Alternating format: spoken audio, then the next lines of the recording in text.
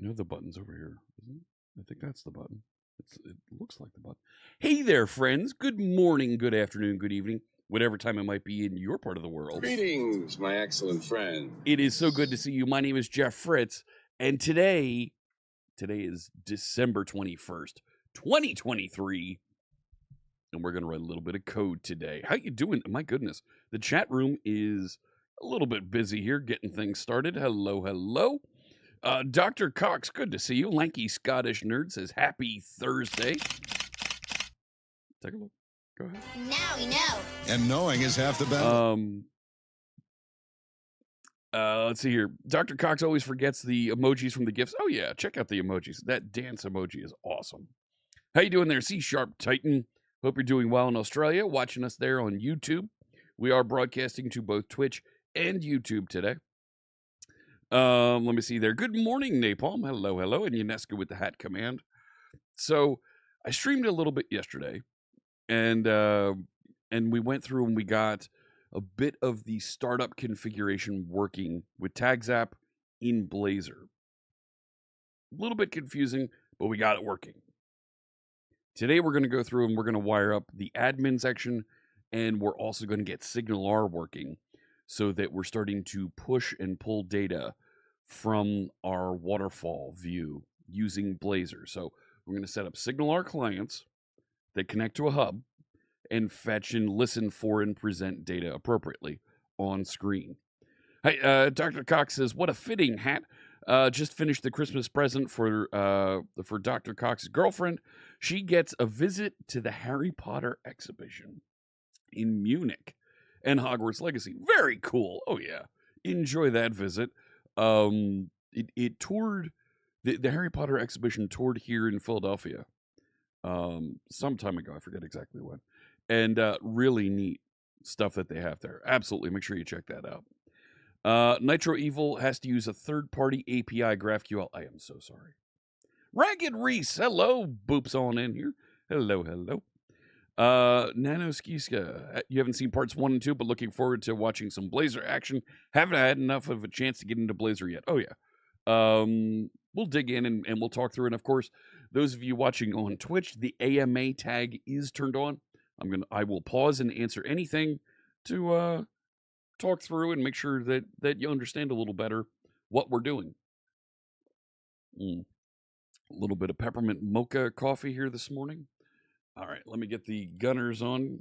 So I wear Gunner blue blocker glasses to protect my eyes, help me with seeing the screens here. When you're working on a computer for a long period of time, there's a lot of blue light that gets into your eyes, and it isn't great at extended periods. So Gunner glasses help take care of that. They sponsor the channel here. I am a Gunner creator. You can find me on their website, gunnar.com. I'm listed as one of the creators, and you can see me on some of the website there, showing off and talking about a bunch of their glasses. And of course, I've had them here. You can what is Gunner? Yeah, right. I need to get when we get the API, the Q&A bot working again properly. We need to get it answering that. Or these are not prescription, but they do make prescription glasses. I do have a prescription pair of this model actually, and they're bifocal. I had them also make them into transitions. So I have bifocal, top to bottom, progressive glass, and well, it's the plastic, and then it transitions to sunglasses when I go outside. Really, really cool. If you're watching on Twitch, there's a link just below to Gunner with my coupon code there. Coupon code C# will get you 15% off. It's the most that you'll get, other than when they're running a holiday special, but it's the most that you'll get in a coupon code anywhere on the internet. So big thanks to the folks at Gunner. If you click through the link on the Twitch chat, on the Twitch channel, it will it'll show that you came from my referral link and lets them know that you enjoy using. You learn more about them from me. That's what it was. Hey, CTI Geek, they do make a good holiday gift. If you're in the States and you have flexible spending or healthcare spending credit, you can use it on a pair of Gunnar glasses. They are covered. They are part of the program. And you can get them. They come with really cool cases that have the Gunnar logo on them, right? And I believe the World of Warcraft glasses are even available with my coupon code now. So I got the Horde glasses. Our friend Fierce Kittens got she got the Alliance. Comes in a really cool box, and the case for them even has Horde logo, nice and red. There's a different one for Alliance if you're into Alliance and you enjoy playing World of Warcraft. They've got all kinds of gamer themed glasses there. Really, really cool stuff that look really good too. So these are the Razor Torpedoes. Thank you, UNESCO, for putting the link in there. You have to remember to blink normally. You'll find yourself not blinking as much when working. And let me make sure I pronounce your name right. Is it Abs the Barbarian? You're right. We all need to make sure we take care of our eyes. And my eye doctor recommended that I check out Gunnar glasses, and I was already working with Gunnar when she did recommend. So I was like, funny you should mention that. I'm going to get some music playing here in the background. I'm going to go with the Stream Beats EDM playlist today. And let's start with this one called Gift of a Guest. There you go. Big thanks to Harris Heller and his team of creators for making this music that we're listening to today. Yeah, I'm a big fan of them. I've been wearing them since almost when I started streaming. I had a pair of glasses, Heroes of the Storm glasses. I don't know where they've gotten to because I've gone into so many of these other pairs of glasses. But I've got a bunch of glasses that we've modeled and worn for them and shown off here on stream. Really great stuff. They sent a couple pairs of prescription glasses for my daughters, and they're going to start using some of those pictures from them in their advertisements coming up. So, all right, let's get into this. Let's talk about where we are with the project. We're working, of course, on TagApp. Let me put a project command out here. Let's say adding SignalR and database interaction to TagApp, and I will add a link to TagApp in our project command. There we go. And I will pin the message on Twitch. If you're watching on YouTube, there is a link to TagApp in the description just below. There we go. All right. Is that the AI thing? There is AI embedded in it, and there's more that we're going to do with it. Yes. So, at some point here, I do need to get the public website up and running. Maybe we'll do that next week. I don't know. We'll see. So let's head over to the code. Right, so there's a little bit of what the user interface looks like when we ran it for the NFL kickoff. My gosh, we're almost at the end of the NFL season. I'm going to need a better sample here to show off. Really great stuff. Has overlays that it'll generate for you. It also has portrait size overlays. Absolutely, you can name drop a streamer. Yes. You certainly can. I don't have problems with that. The only real rules that we have in stream are don't be a jerk. So, yes, we discussed it in Fairy Wings chat. Yep. No, actually, no. Wait. There were other things that she wasn't thrilled about, but she's okay with where this is right now. So, yes, Destic, I do have a widescreen monitor. Do I have a picture of my workstation? Gosh, from way back.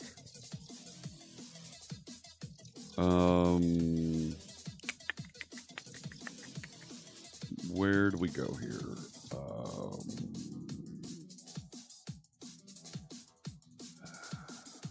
Come here. Trying to think back to where is this one? Is it down in here? Because they're pictures from way back. How you doing there, Mad Bill Faye Craig Mill? Welcome. Shoot. Where'd it go? One second.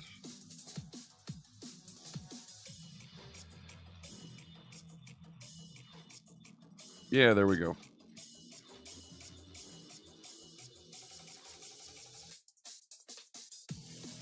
So that was before I put the second machine on here. There's a second machine down the right side.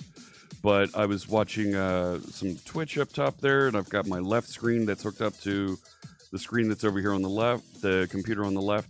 There's a second machine over here on the right. And I have 4 Stream Decks in front of me. So, but yeah, I've got the ultra wide there, and I now have the camera that's over here, and so I have 2 cameras right here in front of me, where I had one on the side before, so that I could do kind of a profile view. But they're both in front of me. One I use for work, and the other one I use for streaming and whatever. But there you go.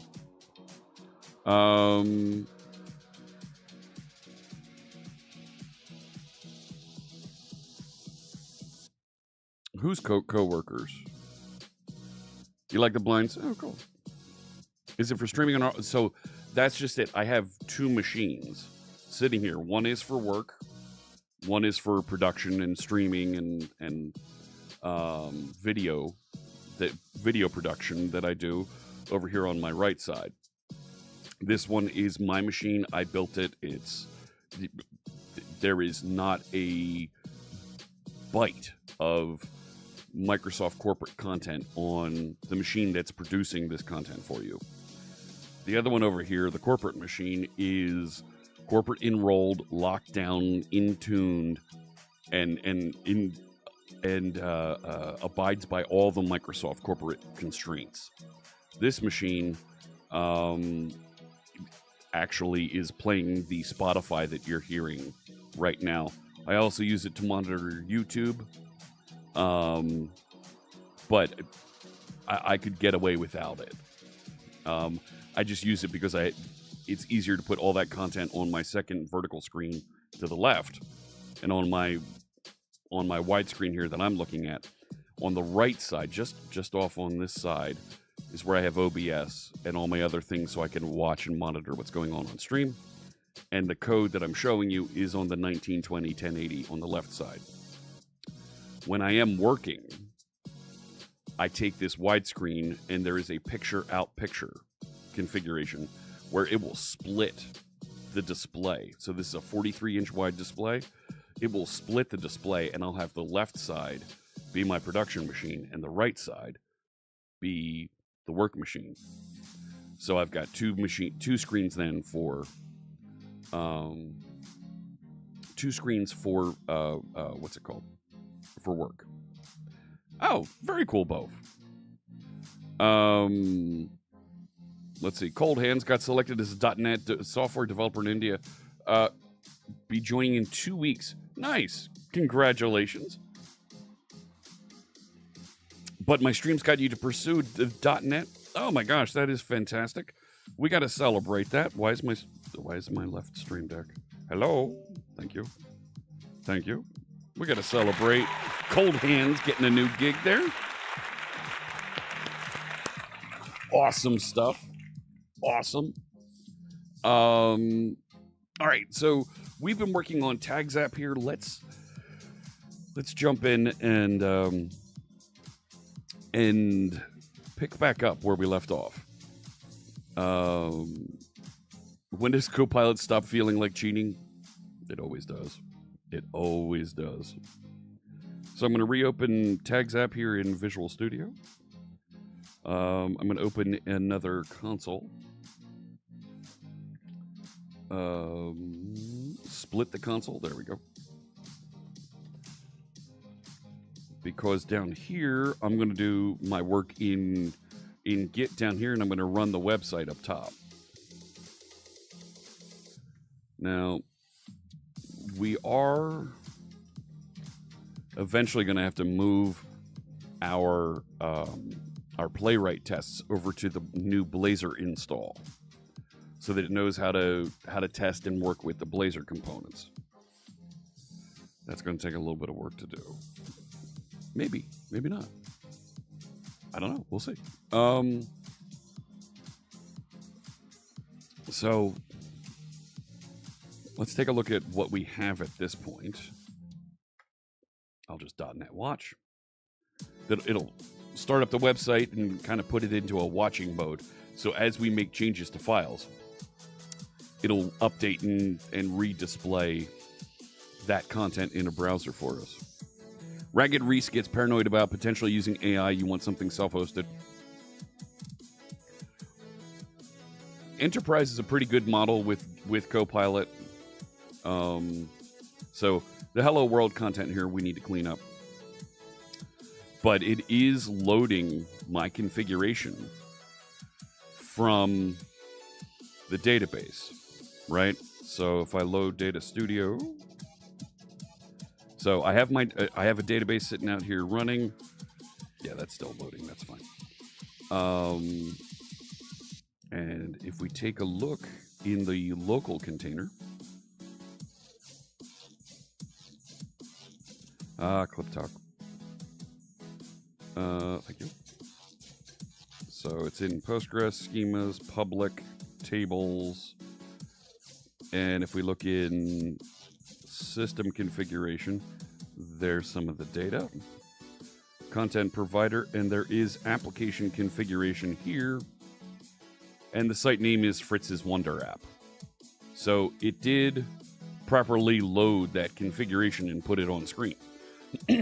So we can build more of those database interactions, and it knows how to interact with the database. We're not completely there yet, but we've got that falling into place. The waterfall view doesn't have its SignalR endpoint to connect to and listen to yet, so we just have a fake piece of data here, and it does know how to present that. Now, the back of the card there, we wanted to make configurable. Right now, it's hard-coded to an image from .NET Conf. I think I'm not going to bring that image over. And I think we're going to, as we finish this Blazor migration, add that feature. That's on our milestone here to complete here in December. You like the fancy animations? Thank you, Reese. Yeah, that's just a little bit of CSS animation. If you want to see more about how that works, it is in. It's not in Site. I think I put it in Waterfall CSS. So all the code is available to you if you want to go and check it out.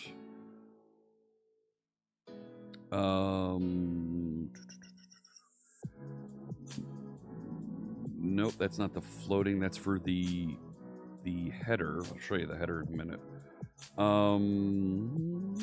I think. No, it must be in the site CSS.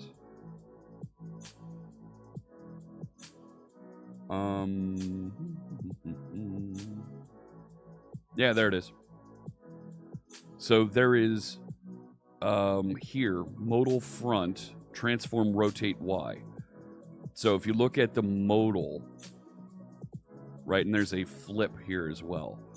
If you look at the I don't think I use flip actually. Do I use that? Yeah.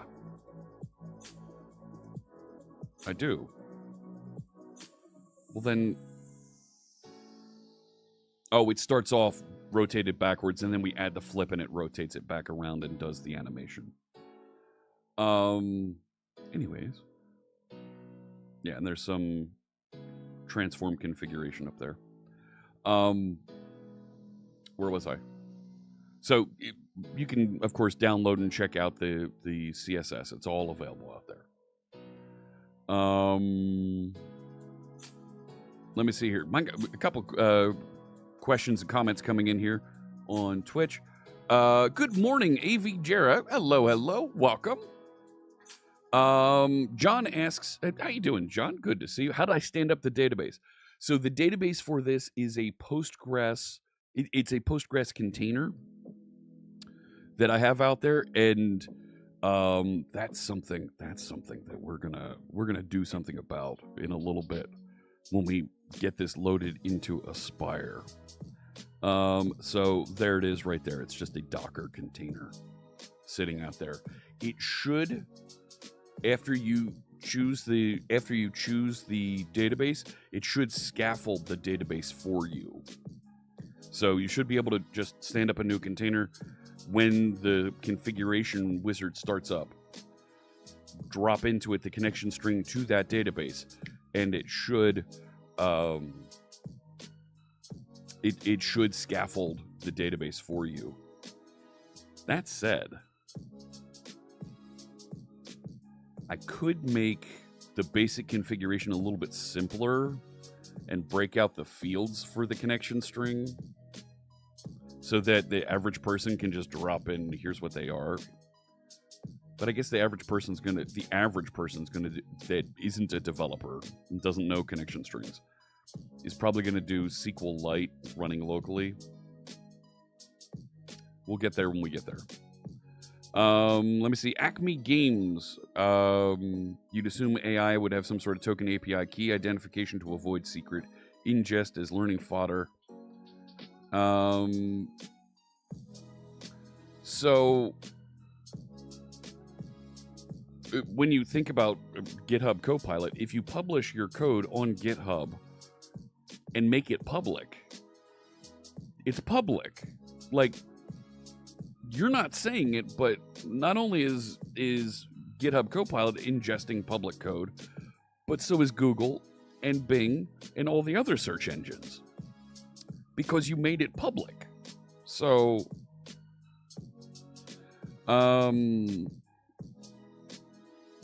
nice. Is transform a custom function? Transform is a feature of CSS.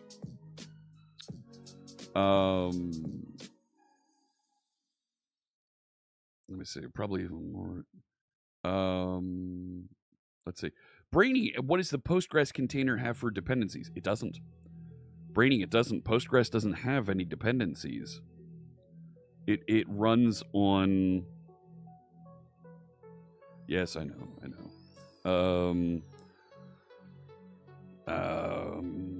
What's a good way to do this? Docker inspect Postgres. Right, so there's a handful of layers in here. But the Postgres image is a very simple Linux image, right? And 411 meg? Really? Is it that big?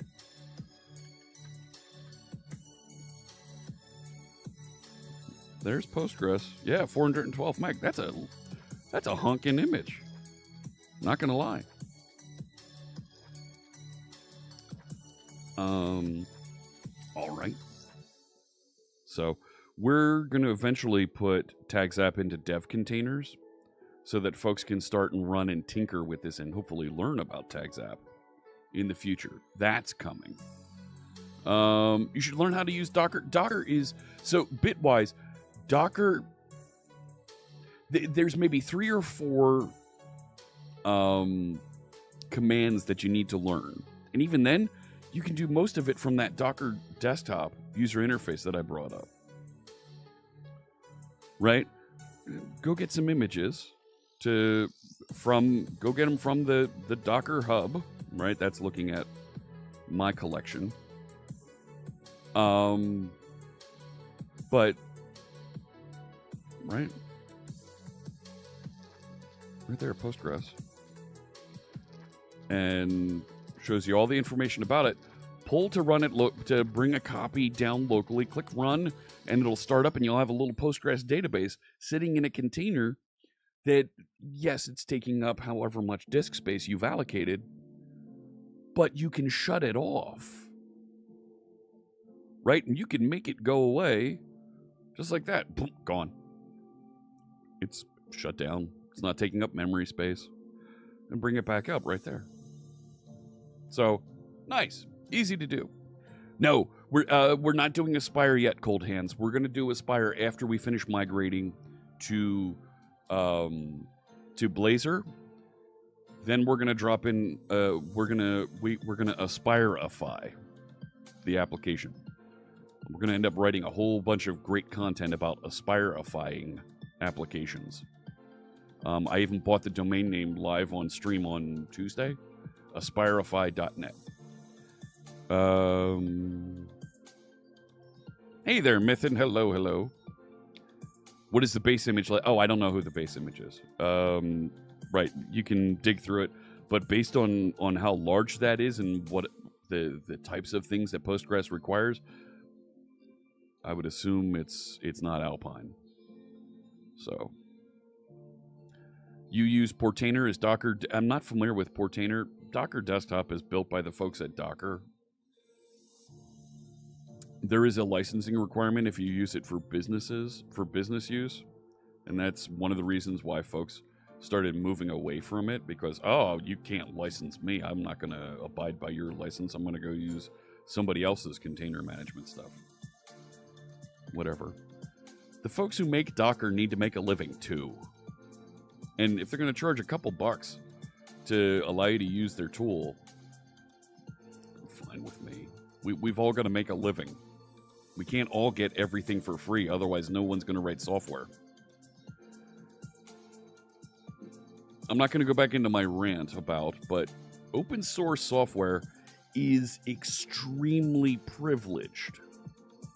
The fact that folks have a computer and have the ability to give away what they're building for free is a privilege that they themselves don't realize. Not everybody can do that. Some people need to be paid for their work. So, and the fact that you have the ability to consume and use that stuff that's published for free, that's your own privilege that you've got. How you doing there, accidental pirate? So, like, folks don't really think that through. That not everybody can make open source software, and not everybody can consume it. People always write software no matter if they get paid or not. So those hobbyists are privileged because they have a computer that they can write software on, and they have the time to do that instead of working. Docker's fantastic. You can even boilerplate a container build script to virtualize test runs. Yes, you're right, Acme.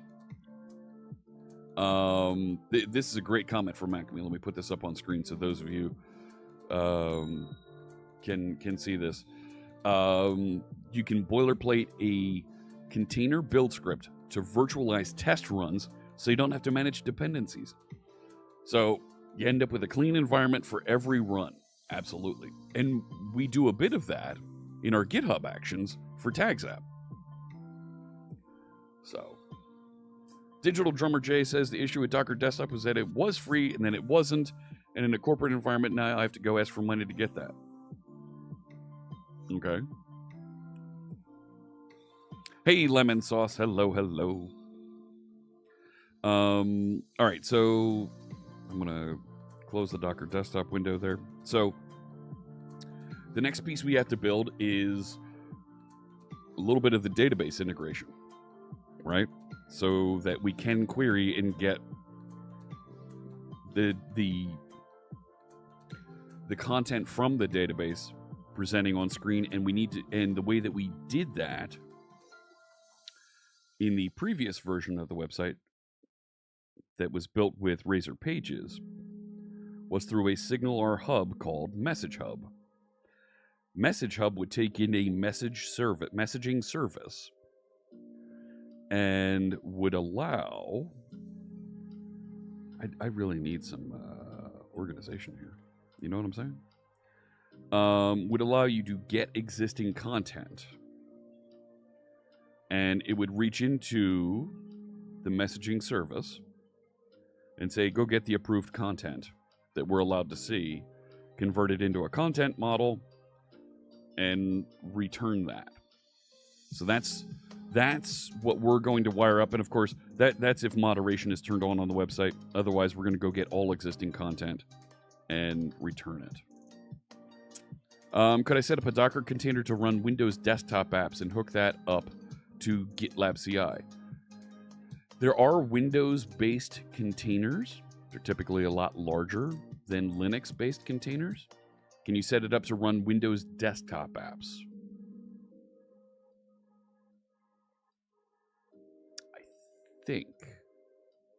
I think you should be able to do that.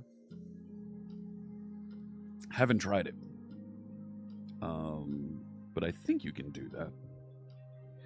All right, so I already brought over Message Hub and put it into the Blazor version of the website. But it needs a messaging service here. So in order to get a messaging service, we need to register that type of interaction. It would only be able to run on Windows. Yes, it would only be able to run on Windows. So Docker runs a slice of an operating system, just a piece that it virtualizes for you. Windows can host both Docker and Windows-based containers. Non-Windows host operating systems cannot host Windows-based containers. They don't have the plumbing for it, and those other operating systems didn't build those features to enable it. So Mac OS, the Linux-based operating systems can't do it. So you need to be on... Nope, it's not because Windows has WSL. It's because the folks that built Docker initially wired it up to Windows systems appropriately. If WSL is available, it will use WSL now. I think it might be required now. We may have hit that level of maturation in the product. But Proxmox containers, not familiar with Proxmox. Yeah, getting the GitLab agent to run on Windows. But I think you can do that. I think you can. It's been a while since I've tinkered with GitLab like that. My GitLab instance runs on my Synology, and that's all Linux through and through, and all the building and developing I do over there is Linux. All right, where was I? So I need to wire up in here and let it decide, here's how to go and configure the messaging services. So we're going to start, I already have the messaging service available. Down here in storage Postgres, there is safe messaging service, and it knows how to wire up Postgres appropriately.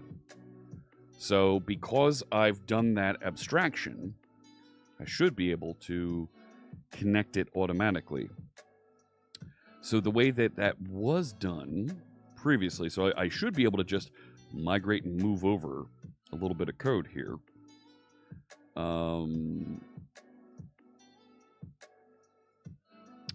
We added data protection.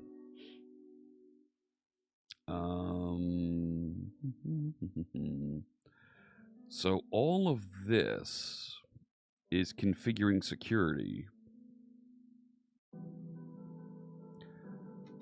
So I'm going to lift this right up. And in my service extensions here, I'm going to add a method that does all of that stuff. Service collection, add TagApp security, and I fully expect to get rid of what's above there.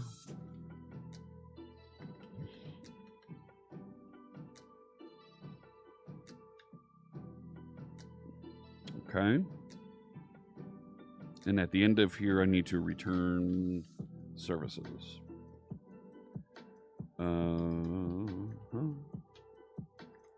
What is the configure that was passed in here? That is an iConfigure tags app. All right, we'll take one of those. Thanks so much. This needs to be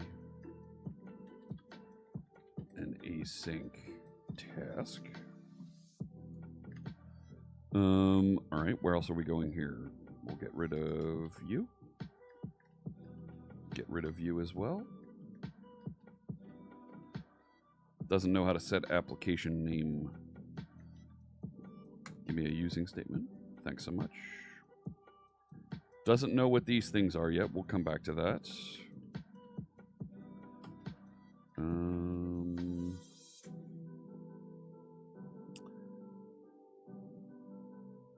That's something we're going to need to... We're going to need to come back and figure this one out. That's another extension method that we built. And our security, so I wrote a little class previously to hold all the security data. Here's the names of our roles. Here's the names of our policies. I'm just going to copy that right into up here. And let's change the namespace. Thank you. So now these service extensions, there we go, good. Where was it where it builds? So we've got a couple pieces here that still need some help. There's a piece down here, yeah. Authorizing the area folders for that. And this is taking in Eraser Pages options.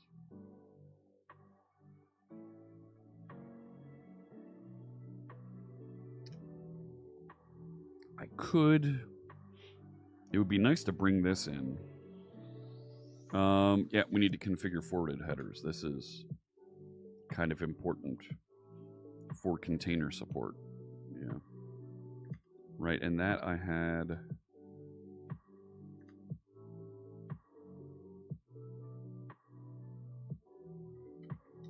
somewhere in here.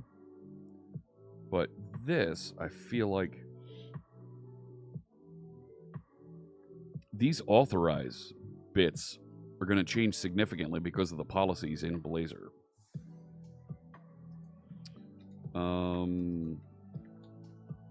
That's not the right title on that.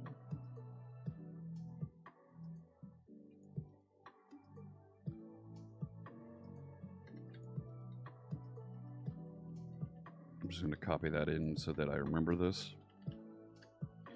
Convert from Razor Pages policies to Blazor. And that's going to take a little bit of work there. Because I don't, quite frankly, I don't know the syntax of these. We'll learn that syntax as we go here. What else do we have? So I was adding this. Adding security context was something I had.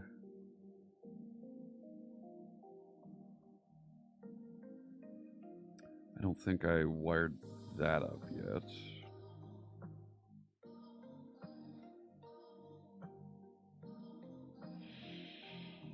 Let's see.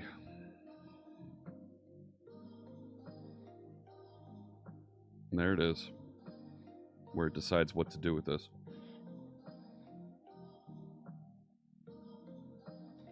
I'm probably going to end up copying in most of this file, but I'm going to pick and choose appropriately here.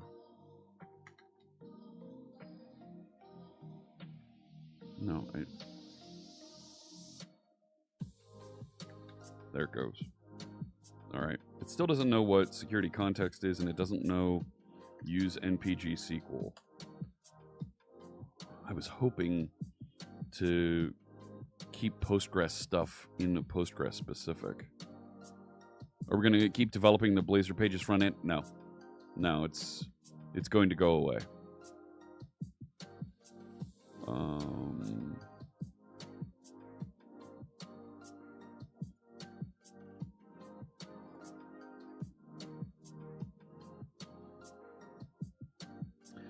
The security context that it's referencing here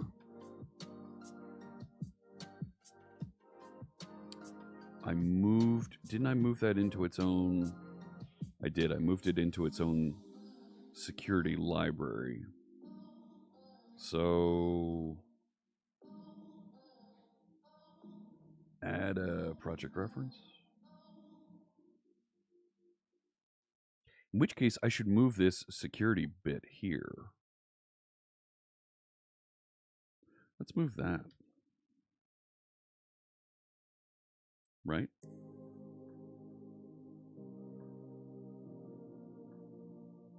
Let's move that into there. Well, that got grouchy for a second, but...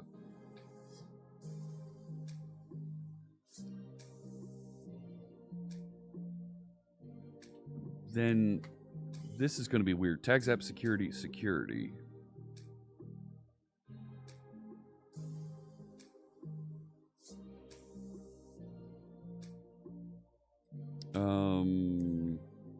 If I just call this names, because it's just the names of these things.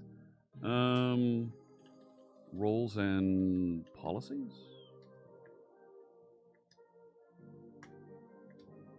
Then if I go back over here,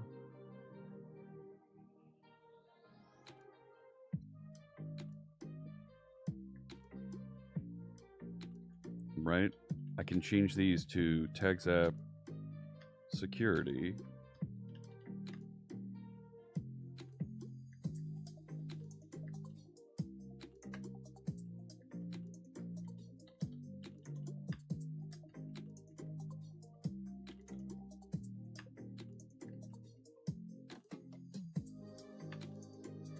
Look at that. That's IntelliCode that did that. That wasn't Copilot. Are we doing a complete conversion? No, I'm doing a complete conversion. The sample website right now is down. So, add default identity. Yeah, this doesn't exist. Add external providers doesn't exist. This has a code smell.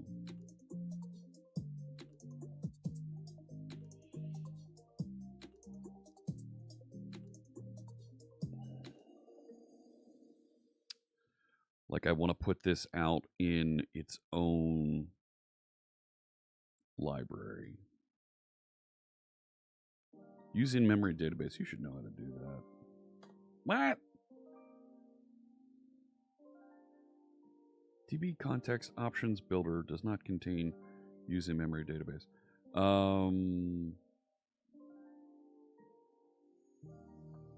Where is it?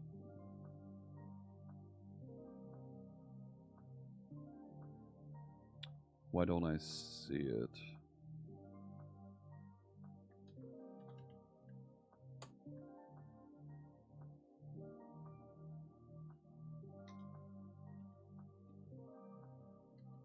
It's...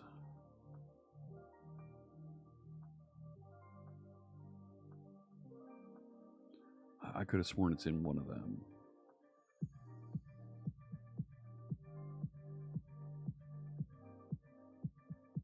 Yeah, it's an extension method. Where's it coming from? Take me to the definition. See, it's right there. It's in Microsoft Entity Framework Core. So...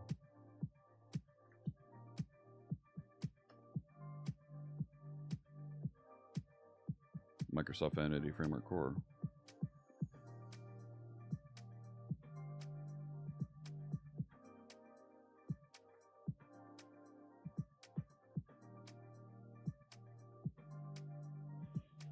Hmm.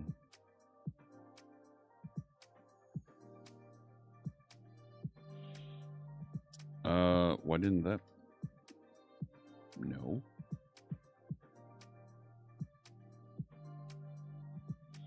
Is it just not referencing it? Like, what am I missing here?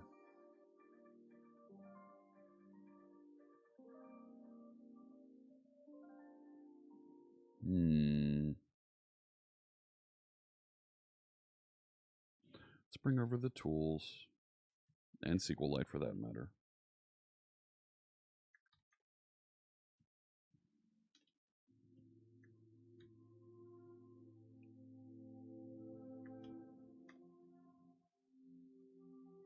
Okay. See if I brought that. Hey, LeBlonds. Yeah, I'm missing the package for it. Is what I think is going on here, but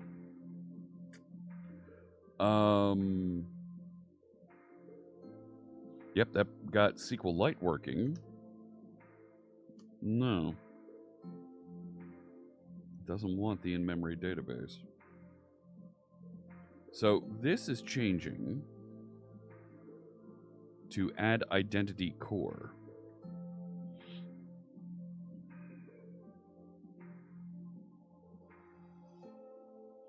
And the default token providers here, I worry about that. What's it actually doing? Okay.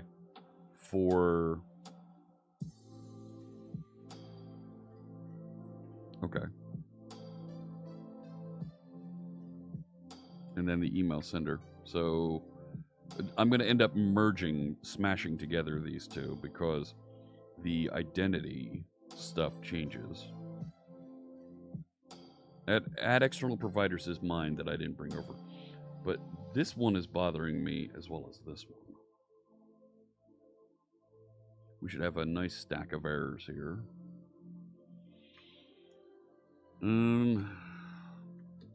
Let's...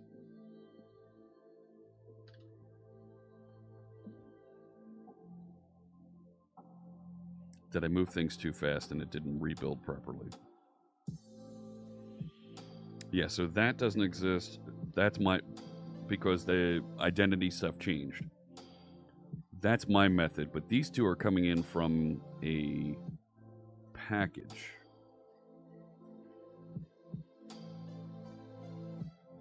And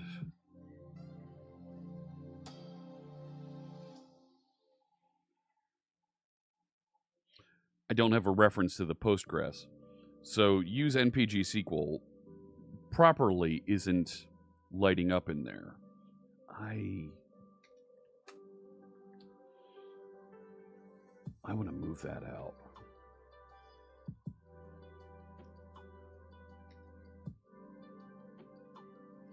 I want to move that out. The in-memory package is elsewhere in the stack. It should have it. Yeah, let's move that out.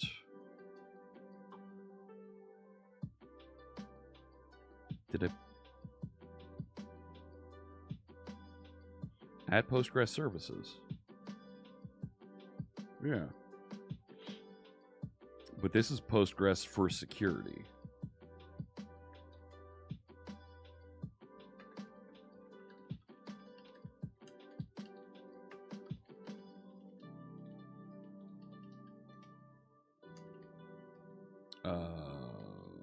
Security services.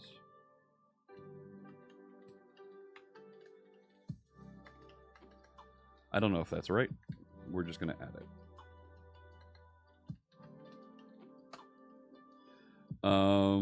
So this needs to know about the security package. So add a project reference.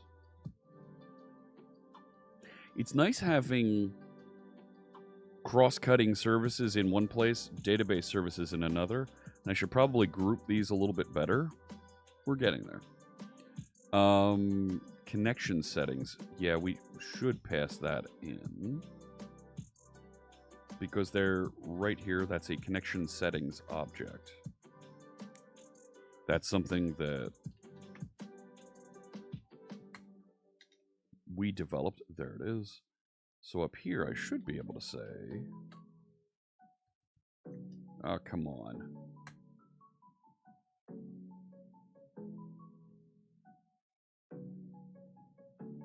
No. Oh, here's, oh boy. Here I am back at this again.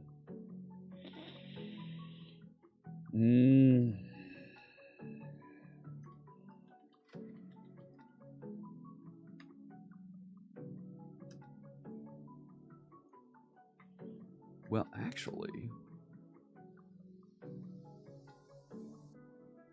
didn't we get around this? Hang on.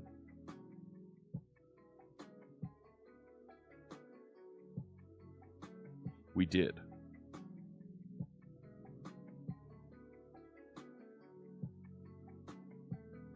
Okay. Does this have reference to...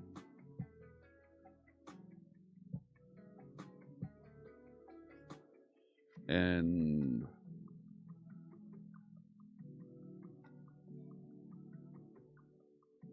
So I could reference. Let's do that.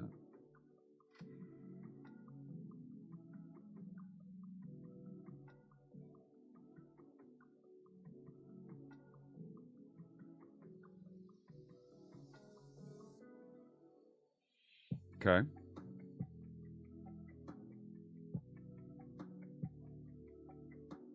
Then I don't have to reference that security. Yeah. Yeah. So let me walk this back. So over here, I was adding all this stuff that says, hey, if the security provider is Postgres, go do all these things that are Postgres specific. Don't do that.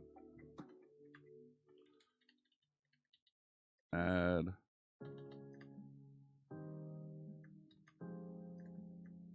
Postgres security services. Services, connection settings. And this should prompt me for... Oh, come on, man. I put it in extensions dependency injection, so it should just appear. If I comment this one out... Are you going to wake up? Nope. Let's see if I can kind of force it to... Force Visual Studio to reload that. No.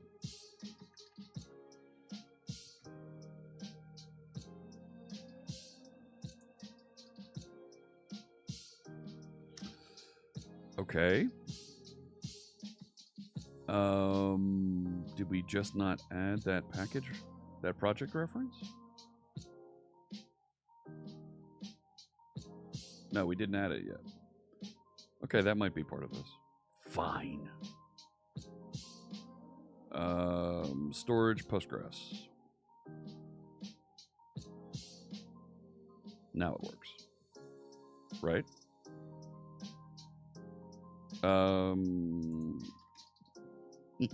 There we go. Come on, man. That's what you've been telling Azure DevOps? Yeah. Oh, I know that one. There we go. And use in-memory database. Now it just starts working. Right? Like, surprise! We have the thing you were looking for. Is it... Because in-memory is referenced over there.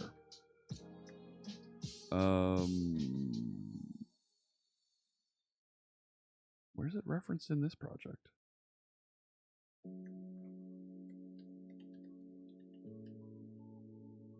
Because I'd really not like...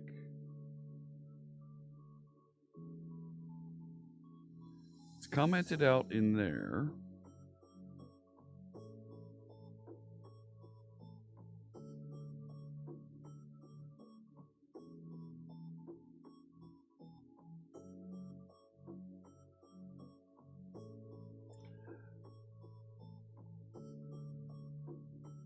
That's the... Okay, this is the database context specific to Postgres.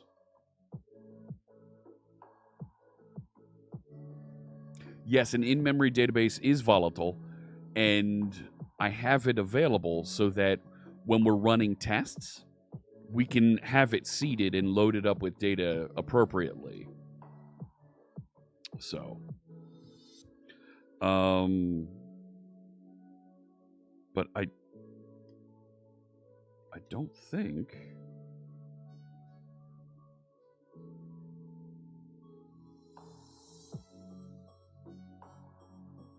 I don't think it's actually using that anywhere.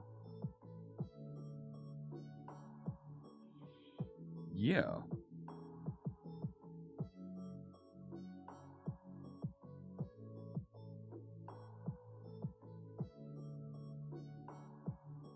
In memory equals true. Where's that?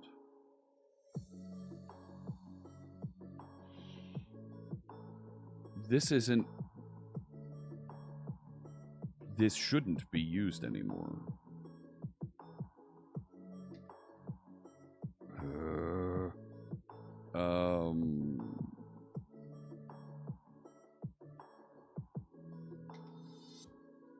And the configuration being passed in shouldn't be using that either.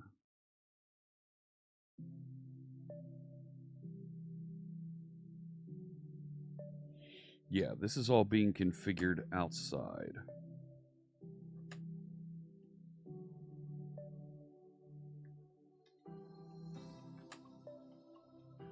So this all goes away.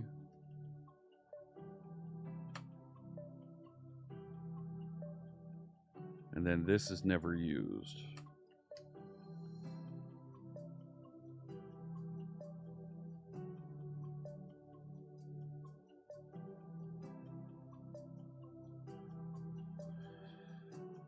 Okay. So I can move that in-memory reference. I guess this is some good code hygiene, I guess, right? And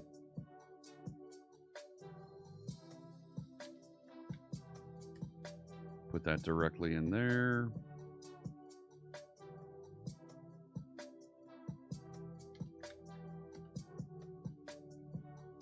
Okay.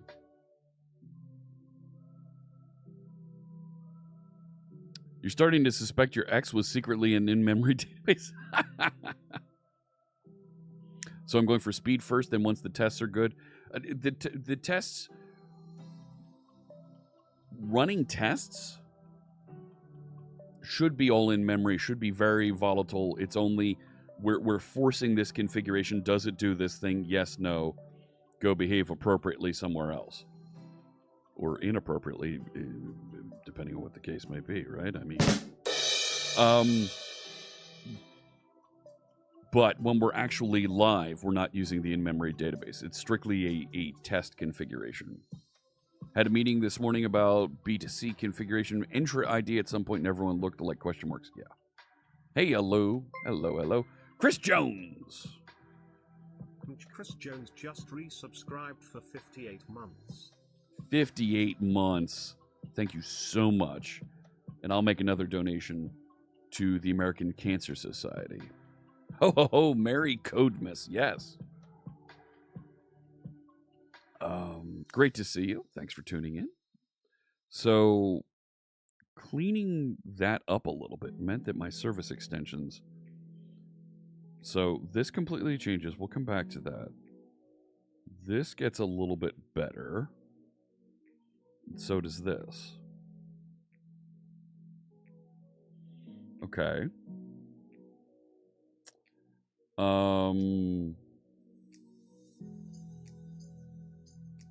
Let me bring over the external providers code.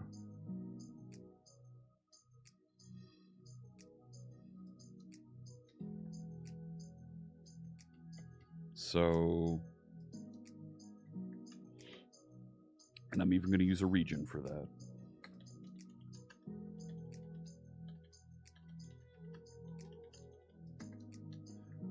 My friend Steve Smith really doesn't like regions. But I'm a believer that adding regions makes code more readable. I could create these as another partial class or even as oh, sure, let's do it as a partial class. Why not? Chris Funk. Chris Funk 21 just resubscribed for 30 months. Hello, Chris. Good to see you. 30 months. Wow, that is awesome. Thank you so much. 2.5 years with us, and I'll make another donation to the American Cancer Society. Sure, I'll create another class here, and I'll call this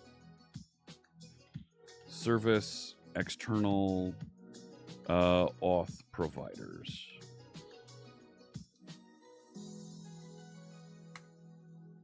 Right?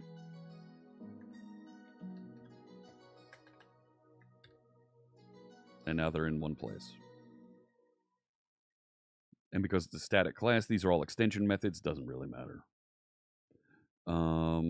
Let's bring over the providers for those different sign-in models. Authentication, Google and Microsoft account. Where's the GitHub one?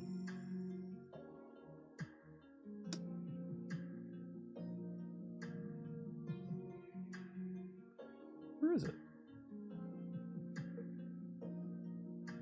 Oh, it's up there, those two.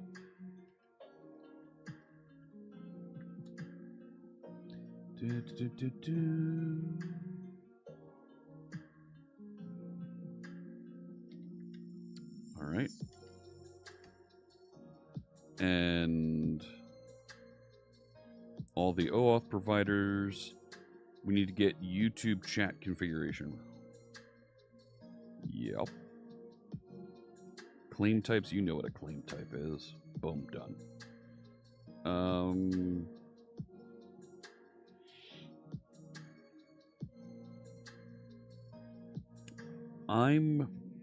For right now, just to get this working, I'm just going to comment this out.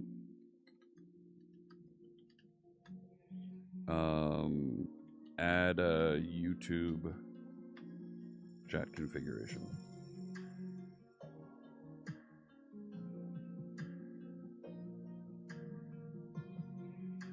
Yeah. Yep. All right. So back to the other code. Let's see, what else are we missing here? So we need to finish getting that bit of identity working. Hey, bald-bearded builder. Yeah, there are folks that don't like regions. That's right. I do think regions are great.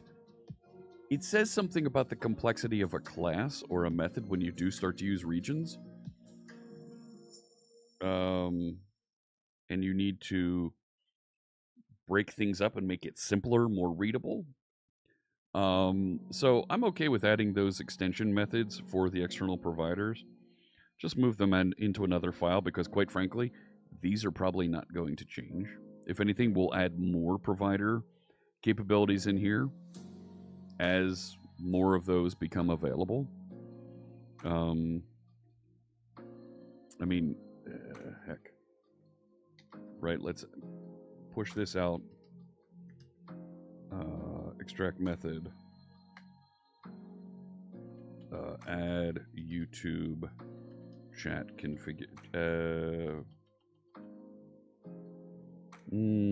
Add YouTube provider. Hey there, Eric. Still in just resubscribed for 6 months. Happy Christmas, Jeff. Thank Thanks you. for being the great encouraging teacher you are. Oh my gosh, that's very kind. Yeah, thank you so much. Happy Christmas to you, Eric. Hope you're having a fantastic holiday season. Let me catch up on some more of the comments here. Yeah, Jeremy pointing out there about the code smell. You could put everything in one C# file and use regions. Sure. No, night before Christmas reading we're going to do tomorrow. So I do it every year, Chris. And yeah, tomorrow I'll read the night before Christmas. I'll read the night before Die Hard. I'll turn them both into YouTube shorts, TikToks, and we'll get them posted. So Ragged Reese asking, what are regions? So regions are a way for you to decorate your code. right? You can decorate your code by saying #region, and you could say, right, stuff that I'm not done yet. And I can go down here and say end region, and that's a region in my code. Now, Visual Studio, C# and the other .NET languages know how to work with these, and then Visual Studio knows how to take that and collapse that up and hide that.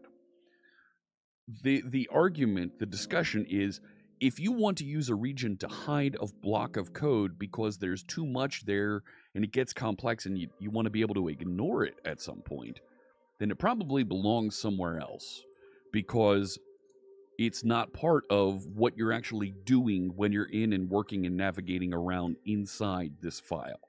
That's the argument against them. The argument for them, Bald Bearded Builder has landed on correctly.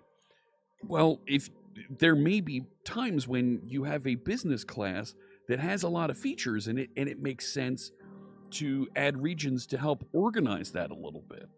And he's right. Totally right. The other side of the argument can argue back, well, that's why we have partial classes. So let's go up here. We wrote this first start configuration partial class, and it has these properties in here. And as a younger developer, and sometimes you'll see me do this, I like to wrap all of my properties in a region.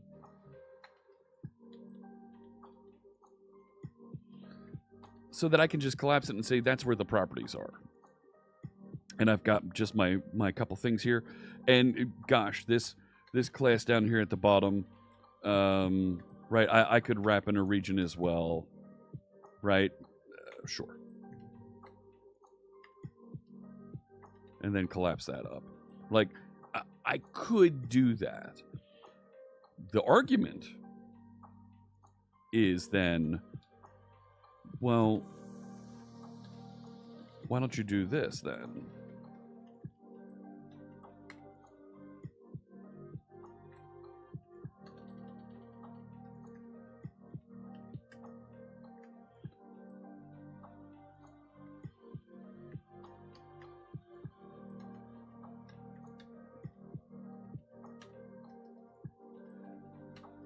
And now, because it's a partial class, the C# programming language and the compiler knows how to merge all of those files together as one object. And I'm able to work with those objects, that config object, even though it's declared in this file over here. Even more so, the Razor file that has the actual markup is a partial that renders and merges in with these two as well. So it's an interesting discussion to push those features into different places so that it becomes a little bit more readable. I can go either way on them. So one thing that I do like to use regions for is marking the disposable section, right, where I have all the disposable features. What? Oh, Discord mouthing off at me, trying to update itself. So when I have the series of the disposable methods, those are like set it and forget it in most of my classes. I configure them and I never look at them again. So put them in a region, hide them, I don't care. I'm okay with that. So, let me see here. Let me catch up. Mythin tries to prevent using regions as much as possible. When tempted to use one, its assign your method became... So using a region inside a method, I do believe is a mistake. Yes, your method is too big. So, how you doing, Chaotic Monkey? Hello. On YouTube, Quantum E says, I have a dilemma I cannot solve. I've been trying to work on for a long time. I'm a full stack developer. I use C#, but I haven't seen any UI framework that I like. I worked with Angular and Blazor. You're unhappy because they run on the web and nothing has the performance you expect. On desktop side, WPF is old, not as popular as in the past. Should you only focus on back-end databases and the cloud? So here's what I would say to you, Quantum. Front-end frameworks come and go out of style quickly. Let's not confuse a framework like WPF or Blazor with a framework like Angular. Two different things here. Angular is a JavaScript framework that runs within a user interface. Within a user, it's a... I almost want to call it a sub-user interface framework because it runs within a user interface framework that is HTML and JavaScript. Without HTML and JavaScript rendering, you can't have Angular. Same thing with React and the other JavaScript user interface frameworks. Where WPF, if you don't have WPF, you can't write to the screen, right? You can't. That's the technology that you're using to paint the screen, right? So WPF is at a slightly lower level, just like WinForms and Maui. They're at a lower level, and I would say the same thing with Swift and Objective-C. They're at a lower level than the JavaScript UI frameworks, right? Bootstrap I would put into that same. Bootstrap and Tailwind I would put into that same description. Those those sub-user interface frameworks, yeah, they're going to change out a lot. What don't you like about Blazor? Maui with Blazor is pretty good. So, but I used to love working on user interface also, and now there's a certain beauty that I enjoy about systems architecture and getting data flowing properly on a cloud service. So, you like that, Ragged Reese? Yeah. You always take it to sign your monitor is too small and you use it as an excuse to upsize or pixels. Acme, those are facts. That's why I've got a 43-inch widescreen. Die Hard is not a Christmas movie, says Nitro Evil. Yeah, well, no, it is. Regathian's not a fan of regions because they tend to occupy so much space when opened, and you rarely close them. Right, but you might do that, right? Like I can close up an if statement. Like, that works, right? They end up with forgotten code inside them. So that's where I would say you don't have enough unit tests. Consorted, hitting the nail on the head there. Hitting the nail on the head.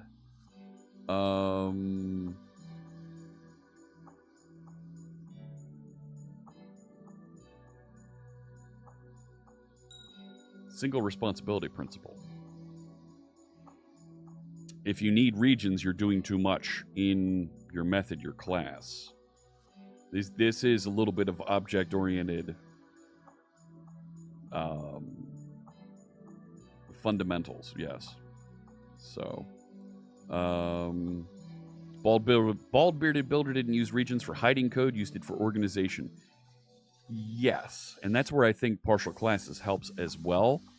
Moving properties out to their own partial class is a bit extreme, but I've done it here in this code just to show and to help support the discussion there. And this actually feeds into a little bit of the question I get a lot. Hey, should you put your code in a code block in your Razor page, or should you use a code behind? And my belief on that is, if I have to do more than 2 scroll downs inside of that file, 1, 2, and I'm at the end of the file, then there's too much going on in there conceptually. Move it out somewhere else. And because we can do that with partial classes, yeah, becomes a heck of a lot easier to work with then. Aren't multiple partial classes a code smell? Preferences, right? Yeah, there's preferences to that. And honestly, there then comes points where, well, does it make sense to break things up and have them compose and inject in a larger class? And that's a question of design. So, partial classes are keys to source generation, says Fuel Sneeble. Yes. Partial methods are kind of crazy. Partial methods are kind of crazy. So, yeah, source generation, Ragged Reese. So you can have code that writes code for you. And partial methods are a way for you to define, here's a signature for a method that's going to be provided somewhere else in this class. So you generate that, and it becomes available to you. Now with interceptors as a C# feature, that's going to get even more interesting. So, Blazor Hybrid is nice to work with. Just too bad there's no path to Linux on it, says Regathian. That's where I would suggest you take a look at, not Project Uno. What's the other one? Oh, crumbs. I was just looking at Avalonia. I would, if you need Linux user interface, and most folks that complain, well, it doesn't do Linux user interface. When they complain about that with .NET MAUI, they don't actually want Linux user interface. They're complaining about it because it's a checkbox on a list of requirements that, oh gosh, well, it doesn't do that. Okay, if you need it, go use Avalonia. So, like, refactor your business logic out so it's sitting in a common space and just build the user interface around it. So, I thought Uno relied a bit on the browser for that. But Avalonia is the one that I'm leaning towards, not Uno. Quantum says Blazor's cool, love it. Would have liked desktop applications to have been popular. Yeah. Yeah. The desktop applications are going the way of the dodo, unfortunately. Many partial classes, like many regions, could be a code smell. Yes. And that's when, right, you start talking about injecting and breaking a class into composable parts. So, nope, code that writes code is very cool. How do you think all the templates and things work inside Visual Studio? Needs to be filled due to external requirements. Okay, do they actually want a Linux user interface? Do they actually want a native application in Linux? Because they have a Linux system that they're going to install and maintain an application on. And that's not easy to do. Folks I've been in this discussion with customers. It's a checkbox that they want to be able to check and say, yes, it does this. Are you actually going to do that? Well, no. Right. It's literally, they're trying to future-proof something that they have no consideration for future-proofing. So.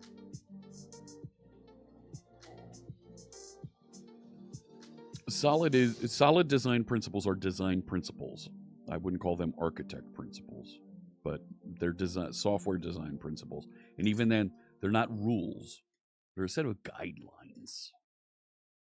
And if you're a junior developer, follow the solid principles as the letter of the law, because you don't know better about when to break them. And design principles, right? Design patterns. Don't follow design patterns yet, because as a junior developer, you're not ready for it. As a senior developer, you know the design patterns. You know when to swap them in, when to abide by them. And as a lead developer, you know when to break them and how to break them and the purpose behind breaking them. But as a junior developer, stick to those solid principles as much as possible. And when a senior developer or a lead developer or an architect comes through and says, you know what, we're gonna break this and do this a little bit differently. We're gonna optimize for performance, resiliency, redundancy, and we're going to break that concept. Those folks are going to help you out with that. So what is Liskov? Liskov, the substitution principle. It's basically how you use interfaces is the gist of Liskov substitution. To oversimplify something that I don't want to... I've taken time on other videos and talked about. Maybe I do a series of solid videos. Set theory? Right. Right? But here's the thing. When you're doing link processing in .NET, you're doing set theory. You're doing set operations in mathematics. You're doing it real easy, and you don't even know it. Your code doesn't follow solid as much as it follows gummy. Bald-bearded builder, if we could come up with what the gummy acronym stood for as a series of design principles, that would be really cool. And we had this idea, and it came up on chat, last week? We had this idea, and I forget who it was who suggested it, and it showed me. There's an image on the Discord of developer principal playing cards. And making a set of developer principal playing cards that have various tips for the different suits that are available. So there's in let's say hearts, there's C# tips. In diamonds, there's Git tips. In clubs, there's .NET CLI tips, and so on and so forth.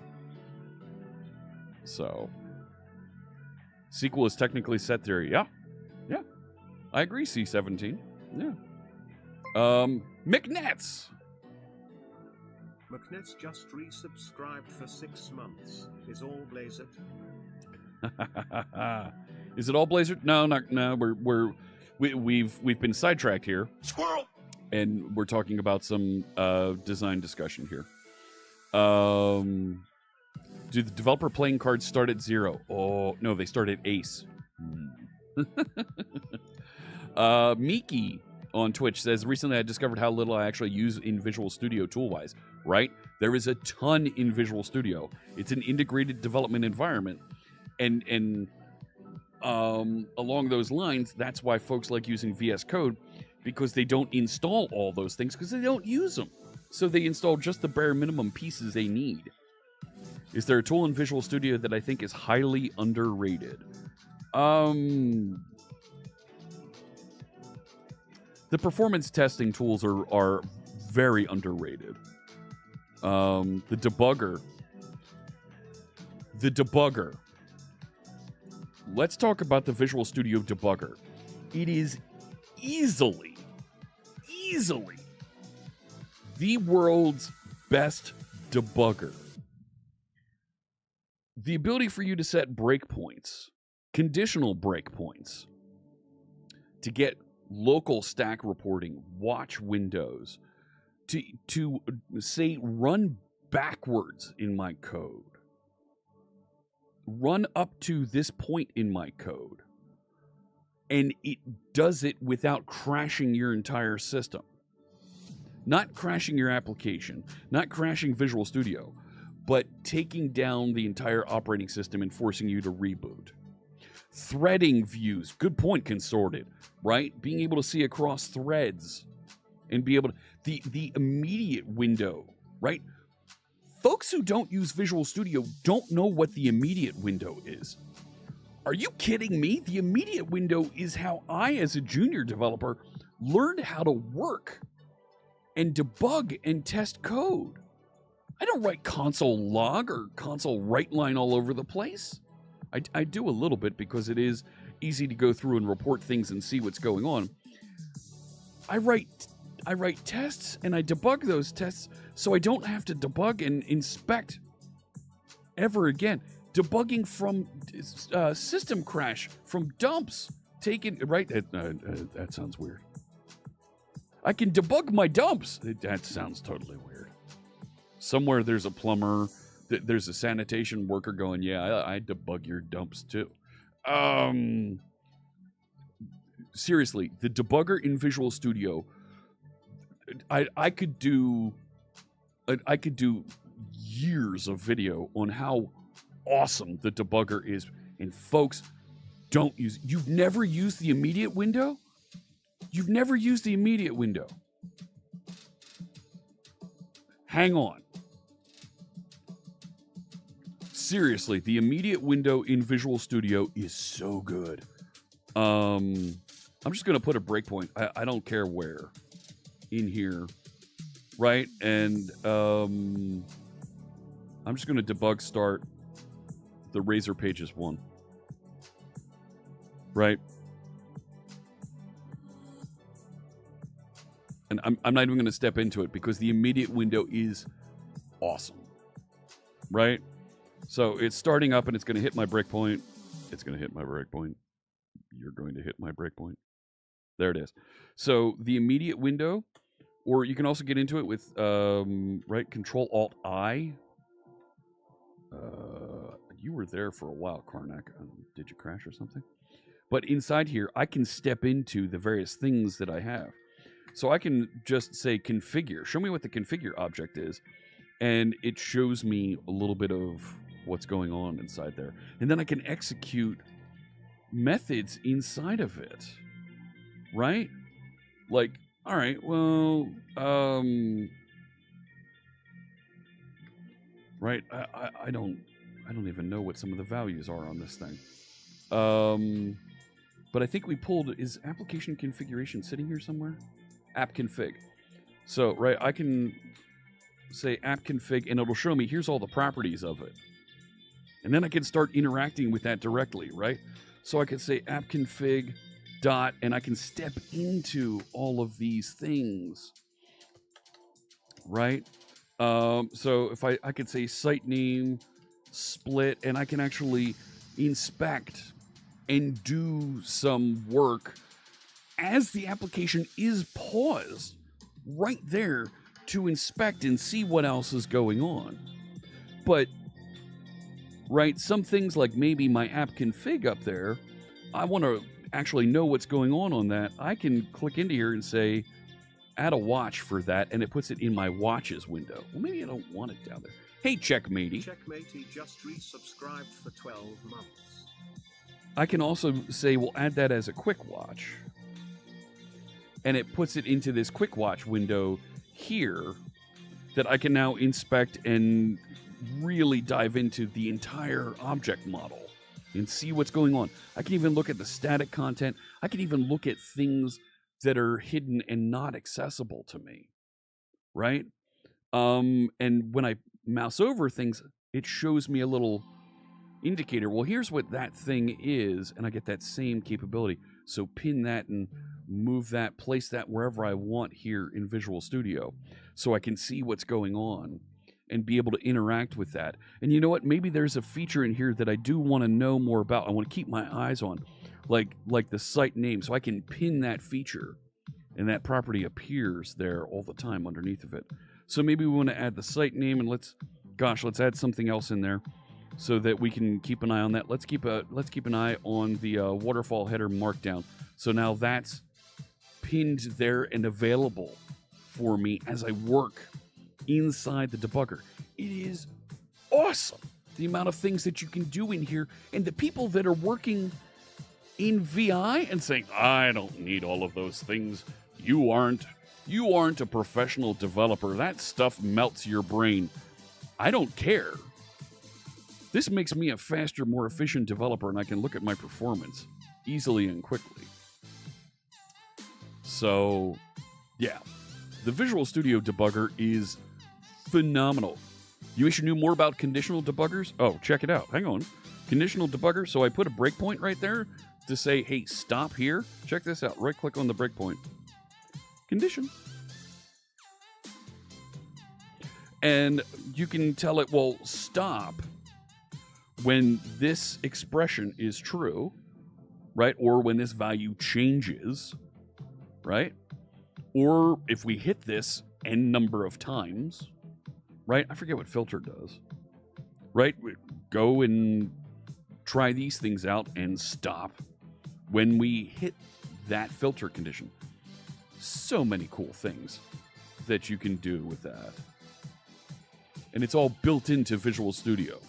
Like, when folks complain that the Visual Studio debugger is closed source, yeah, it's closed source.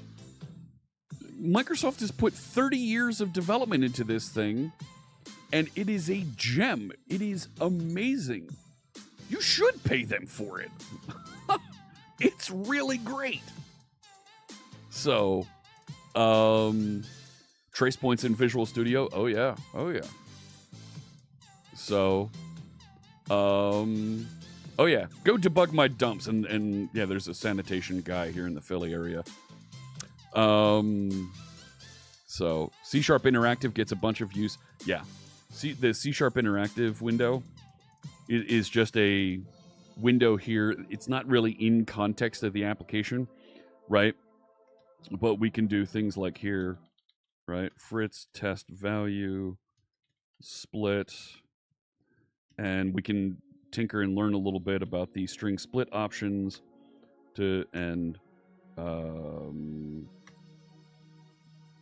right, so it'll do that and return a value, and you can use that to test a little bit of code there.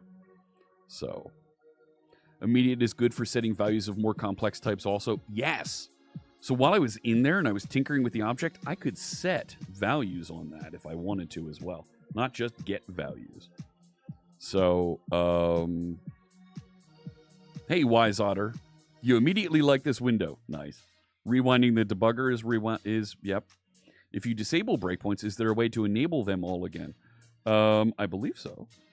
Right. So if we set a couple breakpoints, there is an option in here, debug. You can say disable all breakpoints and enable all breakpoints. So, yep, same place. Can you change the config values in the window? Yes, you can. Yes, you can. Mouse over and pin function is what you use. It's a great feature.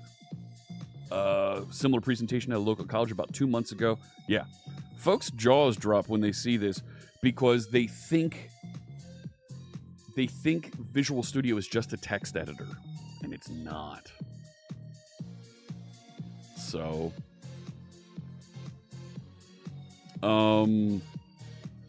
yeah, I will. I'm going to start it today. I'm going to start recording and putting together Visual Studio debugger tips. Code and pattern complexity keeps increasing. Why kill yourself with :WQ? Look, nothing wrong. If folks are productive in Vim and they enjoy it, go to town. But you aren't going to see this level of capabilities here. Teach students about tools to help them program. Yeah, programming classes need to teach kids about Git and source control and why we use source control. So this is, I think I'm using Enterprise. Yeah, I'm using Enterprise, but in preview mode. All the features that I've shown you are available in Community and Pro Edition. I haven't shown you any Enterprise-specific features. Breakpoint window. I did a video about the bookmark window, and folks went crazy about that. Do you know what's not closed source? The compiler. Yeah, that's right. The compiler is... So, and the folks at JetBrains have built their own debugger that runs in Rider. So, hey, Julian Velez. Hello. Yeah, bookmarks. So you can put bookmarks in your code too. Right? So let's do that. Let's go back to... let's go into the... well, hello. Thank you for the follow. So, right, let's put a bookmark here. I'll do that with Control K, and you see I get the little bookmark gizmo here, right? It looks like a little bookmark there, and there's a bookmarks window down here, and I can name that bookmark if I want to. Let's call that first configuration. Yeah, first configuration jump off, right? Because that's where it jumps off and goes into the first configuration capabilities. And let's go down here. I'm not using that. Let's go somewhere over. No, go into program.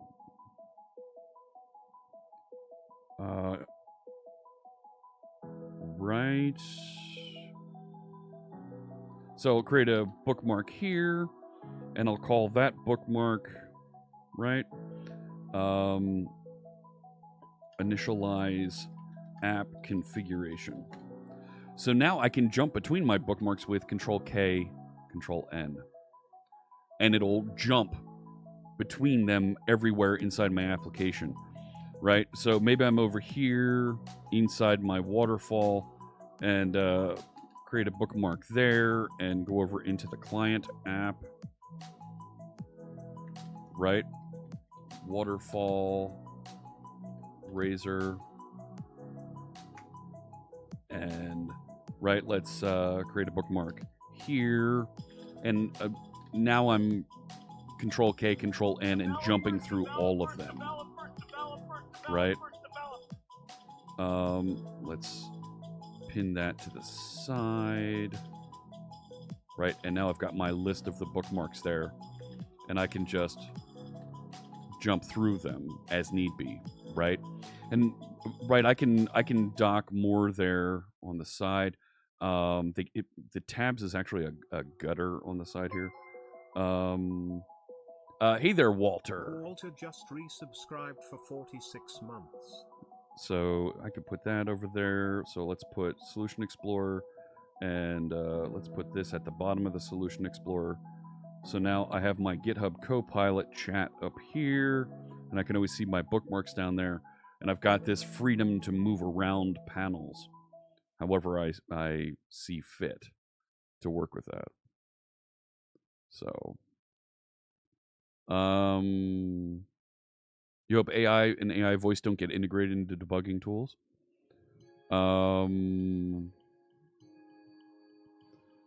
You think most developers are used to text editor IDEs? Yeah, they have no idea. Where am I from? Right here. I'm from Philadelphia, the Philadelphia region, on the East Coast of these United States. Database stuff is really nice if you're working with... Yep, absolutely, you can do that too. VS for Mac, folks weren't using it, quite frankly. Your old workplace had a 27,000 line long controller file. Yeah. Bookmarks really help out with that. Of course, C#. You're tuned into a channel called C# Fritz. So, yes. And I think I have the C# tag turned on today's stream, don't I? Yeah. The C# tag is turned on.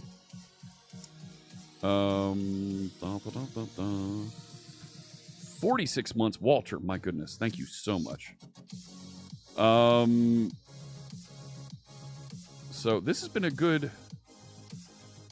You haven't seen Copilot Chat? Oh, yeah. Copilot Chat is really good. Right? So, did I do anything? I didn't do anything in there.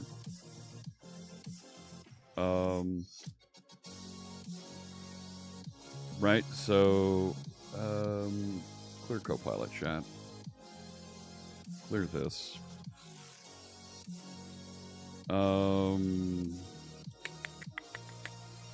Let's see. Let's go here. Create a unit test for this method.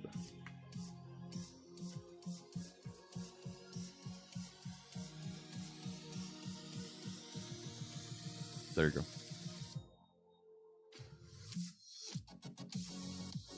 Or,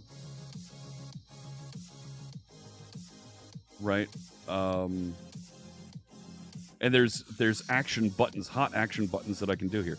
Create a new file in project unit test or in web test, or preview that code. And it tells you what the information was that was used. Okay? The information that was sent. It sent the service extensions to Copilot to inspect. So you know exactly what it's been doing.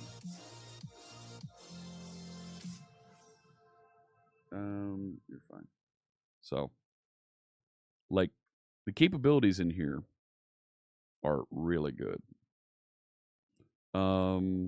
So let me dive back in here and continue, but resume where we were coding and getting some of this rebuilt. Oh, heck, can I?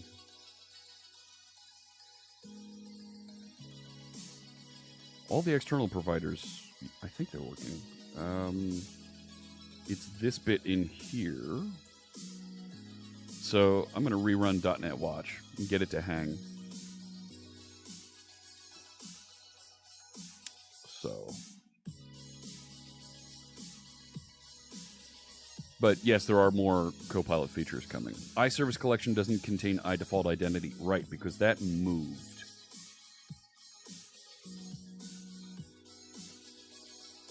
So it's now in this structure for Blazor. So we're going to change this a bit.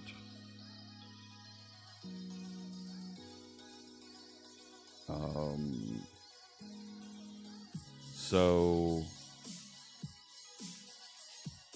it added the security context,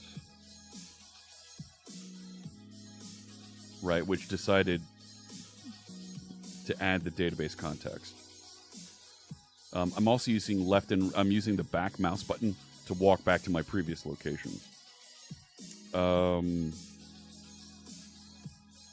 So I think we're going to end up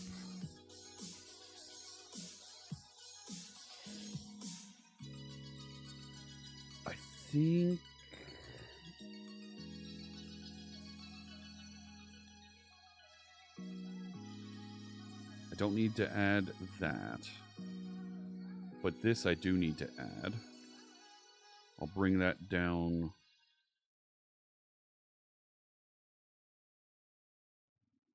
Sure. Put that here.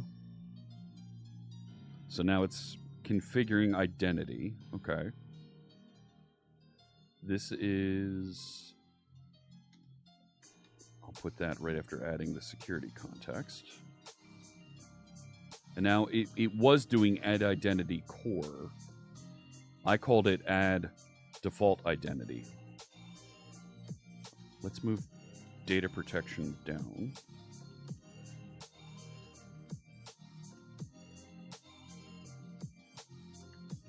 Okay.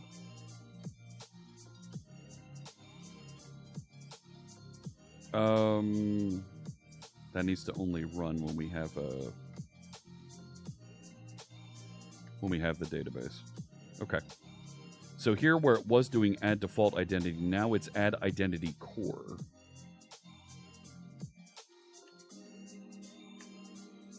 And it's taking in the name of the user. Require confirmed account. I'm okay with saying no. All right, fine. Maybe I'm okay with that being true. Add entities, framework stores, add roles. Okay.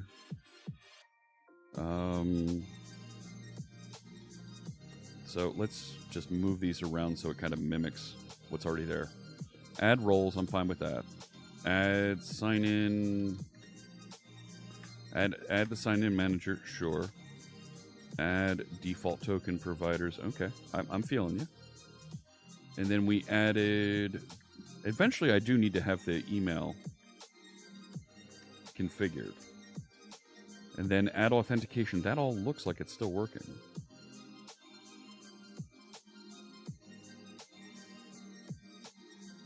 Okay. Did that build properly? It did. Yeah. And we have the app again. Okay. So now we've got security wired up. This was a big step that it now knows how to connect and read security. Let's commit those changes. So I'm going to add TagApp, Blazor, components. Sure. I'll add that. That's fine.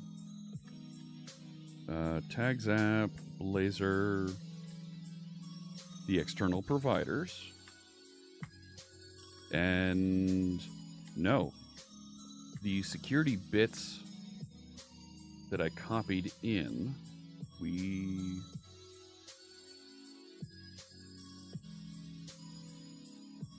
shouldn't be there.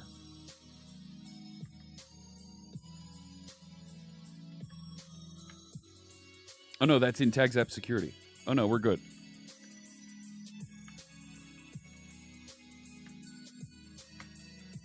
Okay, what else do we have here that we need to put in? What did I modify in there?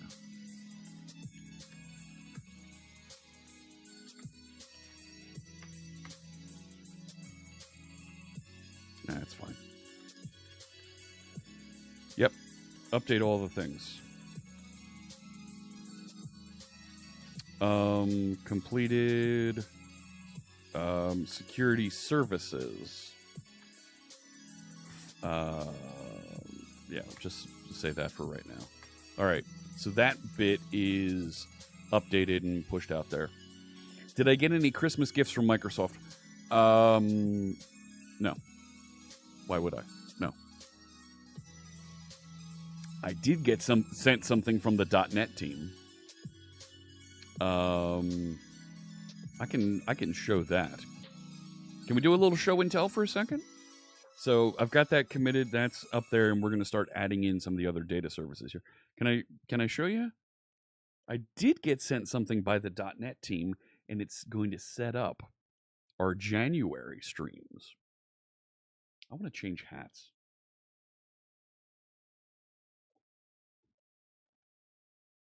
No, not that one.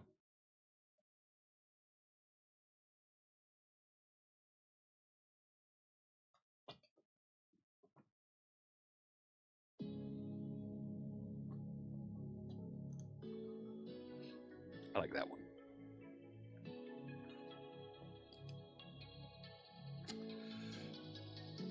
I got a box. Haha, they sent me a box. What do you see what's in this? It knows, I know it knows this hat. This is a good hat.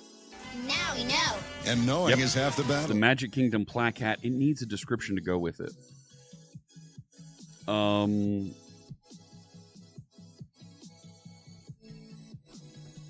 This is the plaque that's on the front of the Magic Kingdom at Disney.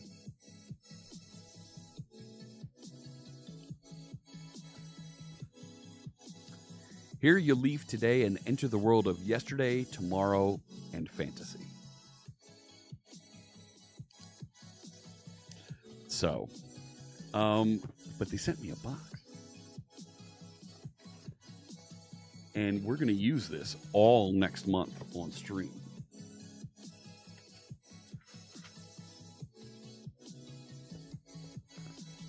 They sent me a Windows developer kit. This is an ARM-based device.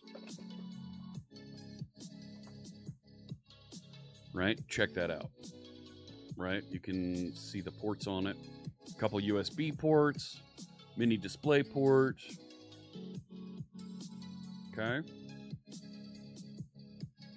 So this runs ARM, and we're going to be using this on stream next month to be live coding with ARM processor and building applications working live here with an ARM processor.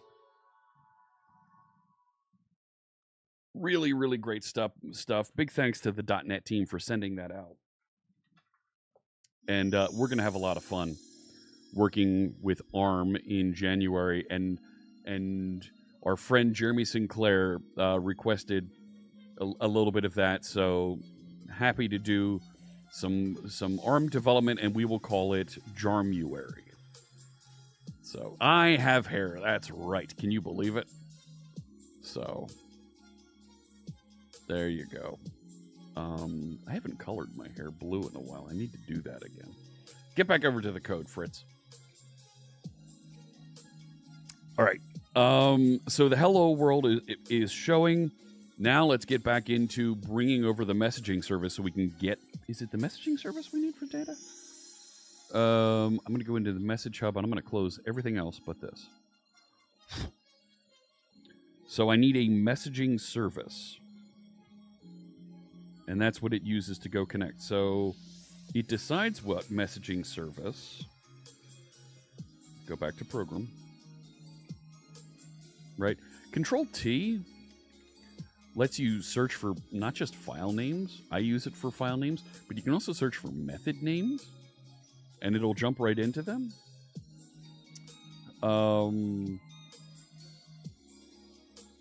Where is it here? Application configuration.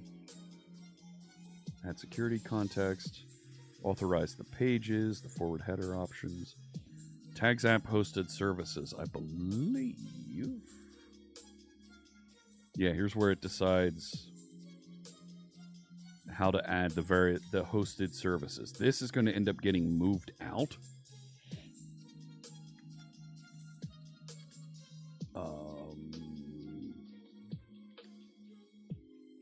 Yeah. This is going to end up getting moved out, and actually we can remove this because I just merged that. So we can get rid of that. Put this up in here. SignalR notifier and the in-memory messaging service need to be brought over. That's okay. We'll get them moved over. Let me go back into program for the Blazor app, and let's remove the call to add ASP.NET security. I need SignalR notifier. It was right there, man. There it is. So this knows how to notify and send messages. So we are going to... Why don't I just copy it in, man?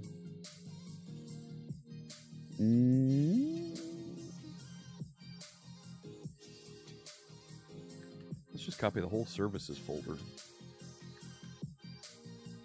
There you go. Because I'm going to need all of these things anyway. You know? You don't know what those things are, and that's okay. Change namespace. That does exist. Moderation Hub doesn't exist yet. You don't know where that is. Content model, I moved that somewhere. Thank you. Cool. In-memory messaging service. Ta-da! That one actually looks good. Other than the namespace, change that namespace. What? Match folder structure. Thank you. Why is it reaching into web services? No.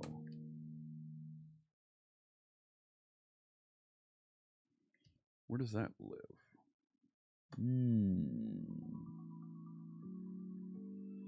Okay. We're missing some interfaces.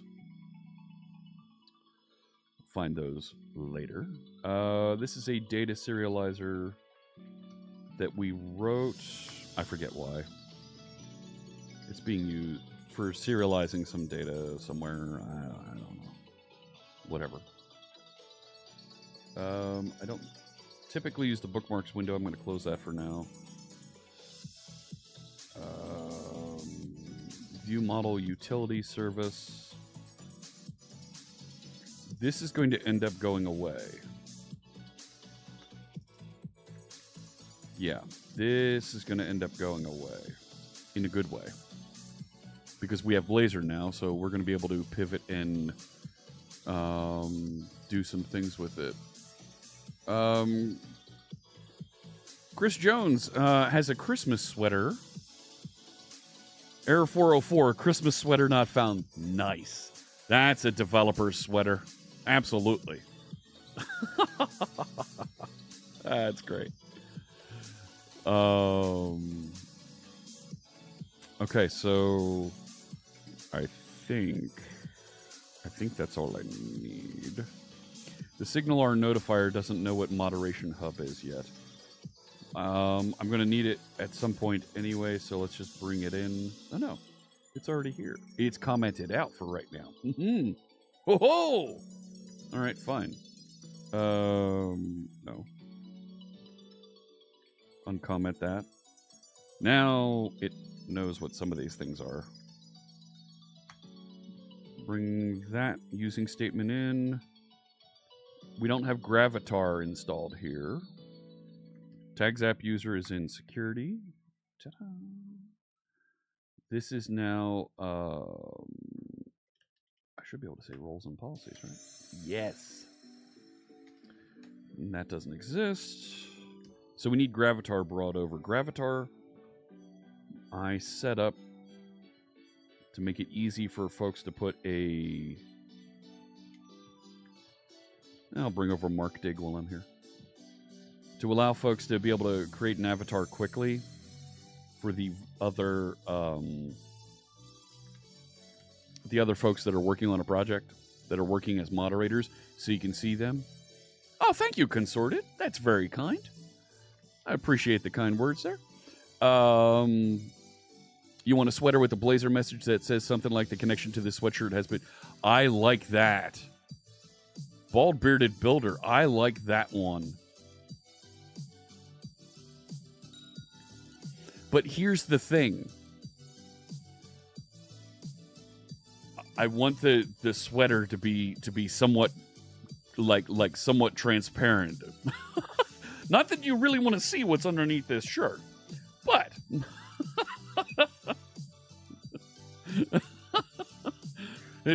that might be wrong for some of us. Mark Dig is already in. Do I? Oh, you're right. You're right. Good catch there, DGen1. Good catch there. Gosh.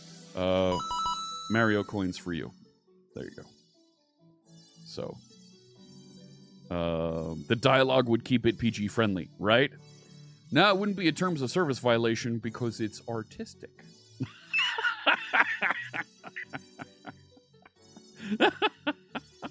And some of our creator friends have been cringing at that artistic qualification. I'm thinking of folks like Imperial, Fierce Kittens, Quill Tony. They've been cringing at that a little bit.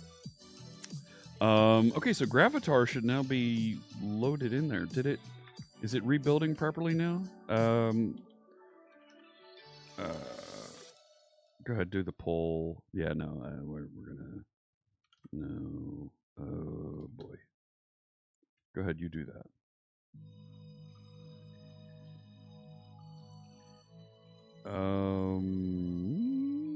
Okay, so we got some things.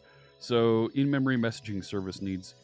Right, we were in there working, so some of these things now...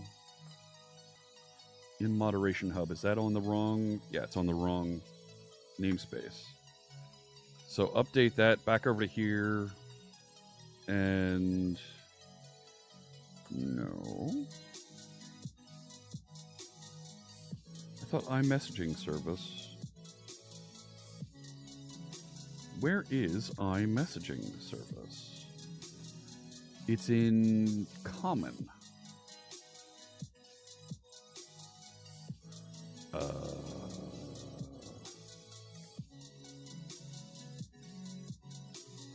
No. I notify new messages is in... No.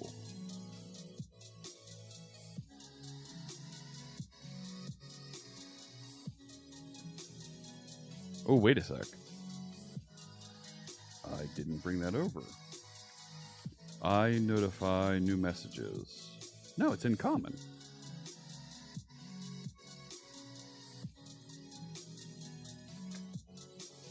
It's right there.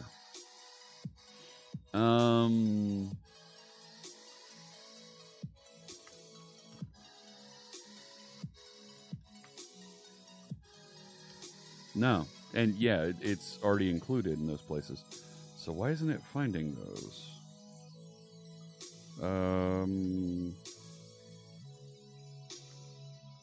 Like, yeah. They're out there. Like, oh. It's in the wrong namespace. It's in the wrong namespace. It's in the common project.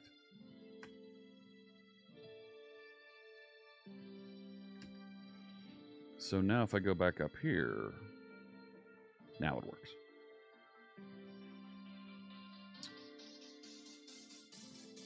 Yeah, button right on the belly button. There you go.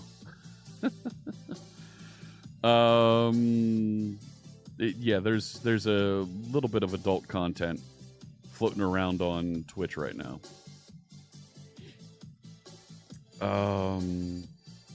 So, all right, now we're getting somewhere here. Look at this. That's beautifully broken. An action cannot use both form and JSON body parameters.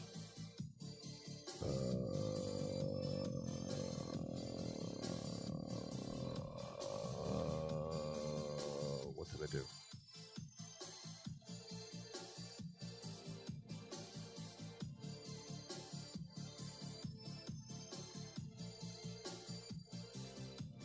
I don't know where this is.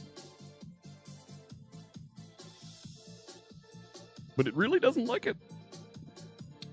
Program 118.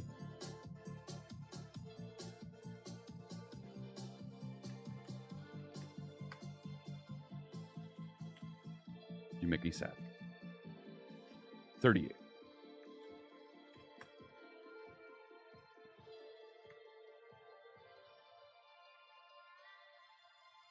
Sign in manager and return URL.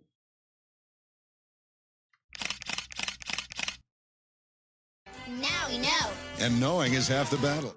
97% certainty. That's pretty darn good. What have I done? So hang on.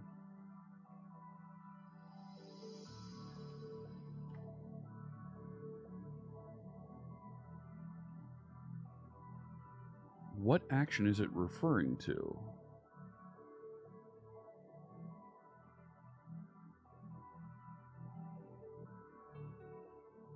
Like, I don't see my code here anywhere.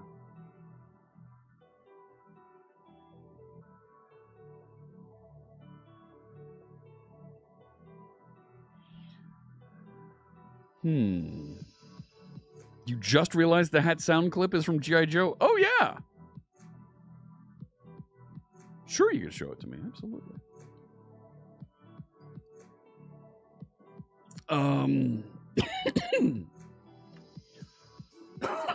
Excuse me. So, all right. So, where's return URL? Go find me that somewhere. Well, it's right there. Okay.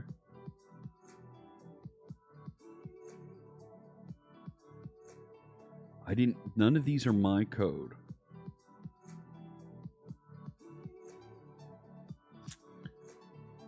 Okay. And sign in manager.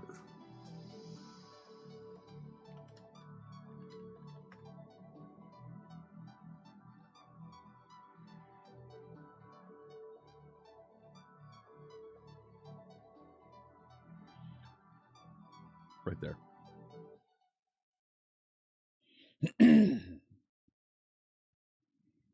When we added sign in manager.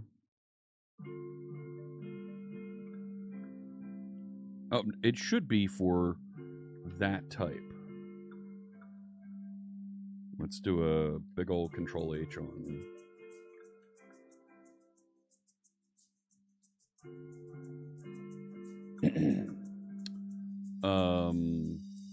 Hey friend, where are you working? Thank you. Yep. Oh no.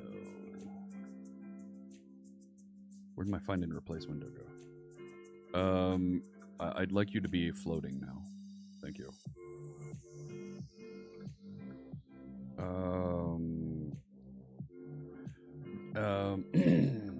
This doesn't know about that.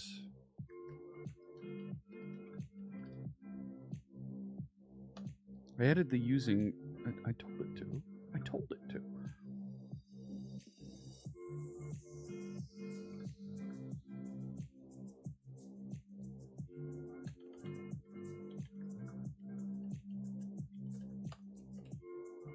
Thank you. Now it knows what those are.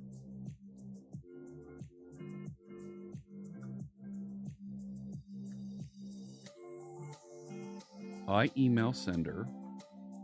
Hang on. Tags app user. And what doesn't it like about that?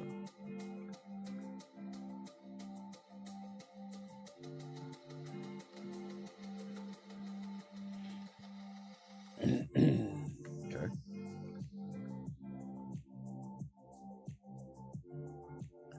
Because we need to receive the appropriate type here. Whatever.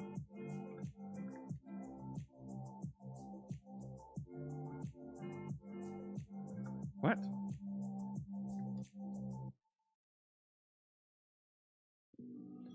I thought okay. What else? Just do a find all and let's go break this thing.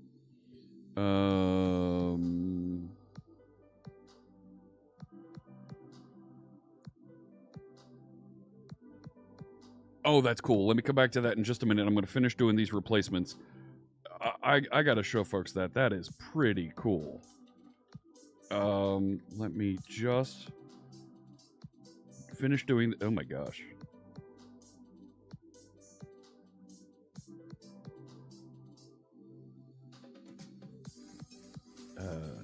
No, not those. There's a lot of these. Okay, let me show... You know what? It's going to take me a while to get through that. Let me show this. That Bald Bearded Builder was working on for... That is pretty cool. CobraCon, AzureWebsites.net. The epic saga of G.I. Joe and Cobra continues, and now you are called to the front line. To stand among these legends, you must first secure your virtual badge, a symbol of valor resembling the iconic G.I. Joe index cards. Nice. For those of you that don't remember or aren't familiar, G.I. Joe was a toy set that, I don't know if it made it outside the States, but we certainly had it here.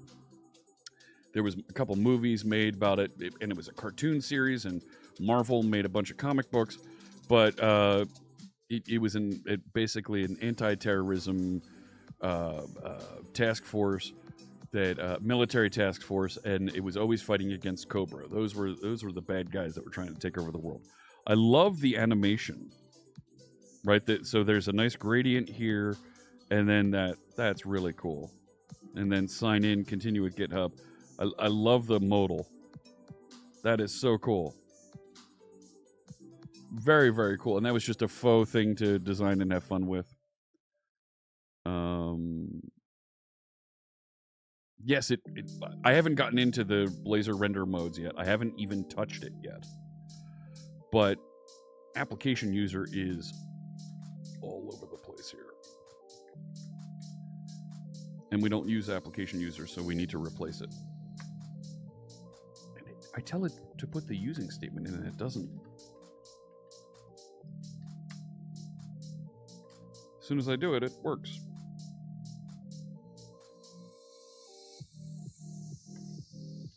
Using TagApp security.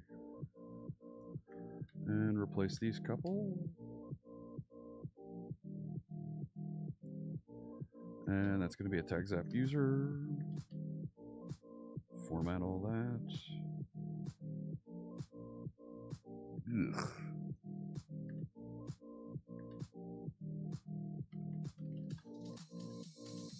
TagApp security. I really could put TagApp security into my global using statement, couldn't I? Close that.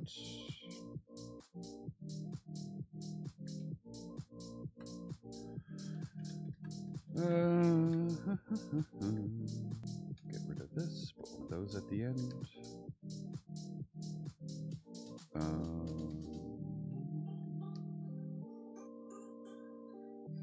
And now I don't need to put that everywhere. So it's doing from form stuff here. Give me 1 second. I've got a phone call coming in from the family I need to address. Be right back.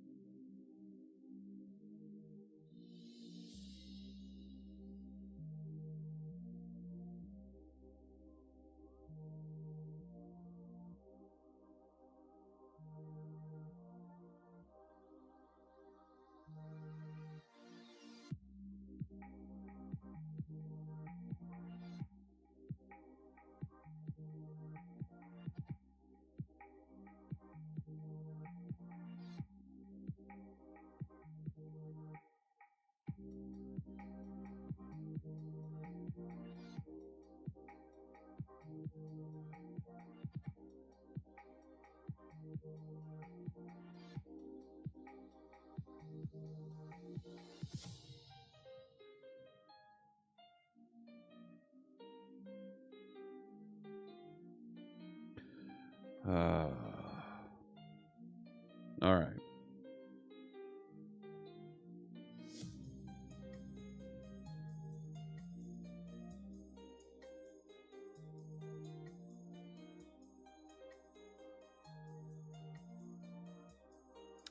Yeah, the GI Joe was very American centric and did not travel well outside the States. Oh yes, yes, yes, yes. So, all right, let me head back over to the code. All right. So I was going through and removing, and somebody was saying remove the from form on these. Well, I didn't change anything in the sign-in manager. So something isn't quite right here, and I need to go through and replace all the application user references anyway. So I'm going to do those replacements. Tags app user. And since I put that global using in, it knows how to do all of these now. Which is kind of a pain in the neck.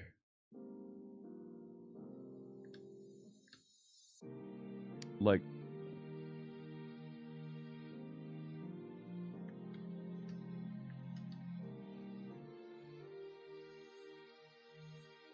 can we alias Can we global alias a type? Can we do like global using my user equals TagApp security TagApp user?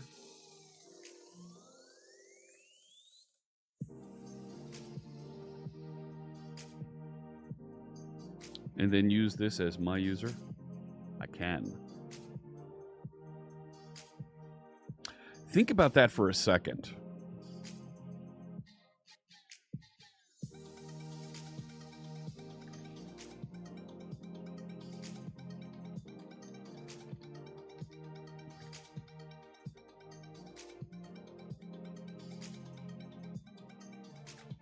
That'd be a heck of a lot easier way to update and roll out changes to all of those user files. You know? This should be TagApp user. So this, why doesn't it like that? Task application user. What? What is user accessor? Identity user accessor. Really? Show me.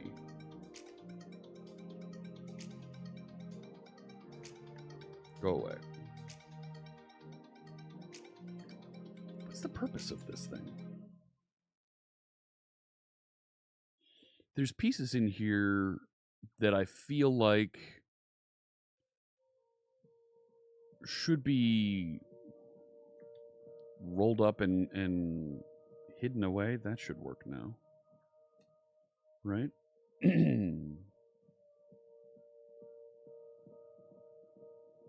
Oh, it's returning the wrong type.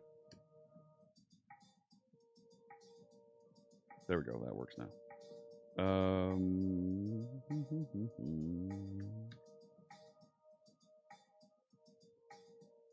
Saying there's user accessor, get required user async. Because that's the wrong type. Ta-da! All right.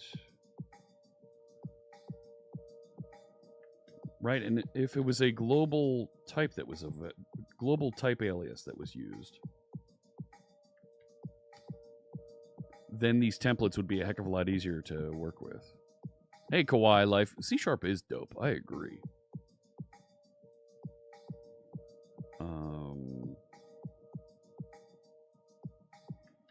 Where before having global using, I would have set this up with some sort of a deferred type, some sort of a wrapper proxy class to do this, but I'm gonna go through and replace all of them anyway. User store.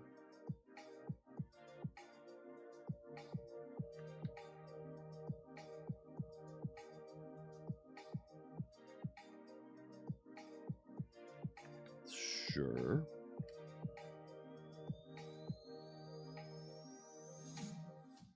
Right, just thinking bigger picture, how other folks are going to use this. Right, as you begin to roll out and build your own websites. Right, these templates feel like this user type should be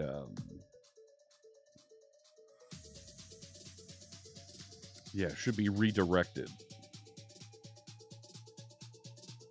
And all of these files that reference.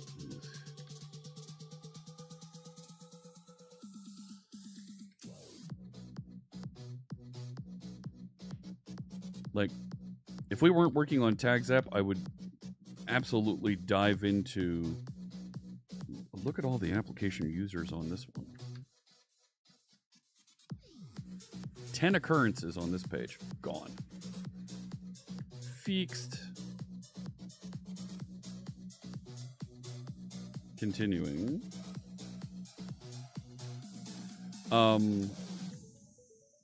Yeah, I would totally dive into the template and set up that global using so that it would redirect. Right? Because application and user is intended to be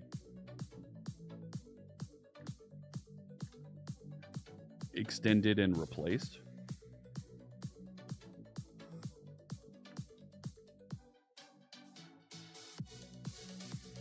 Dear Lord.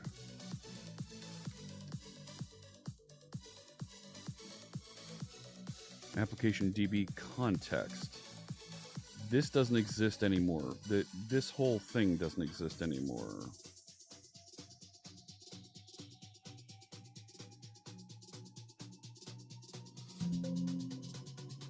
Well, there's application use.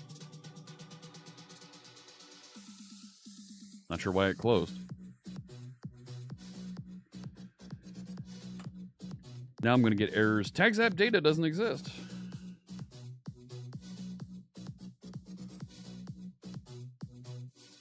Right? There's going to be...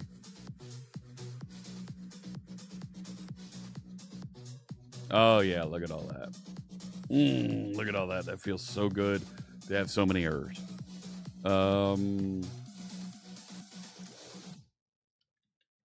TagApp, Blazor, data.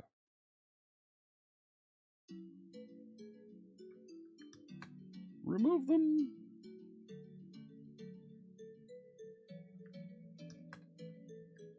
Come on. 27 of these to go through and do. Really? Really?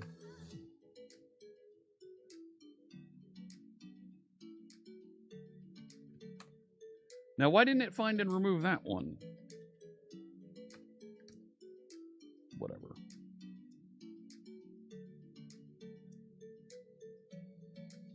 Yep, there's another one. I thought we replaced these.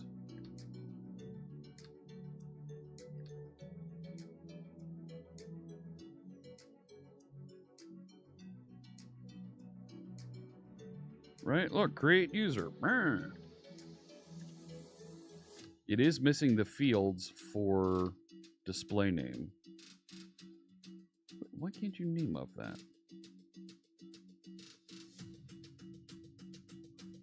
Whatever. Continuing. Yeah. I thought we went through and did all these.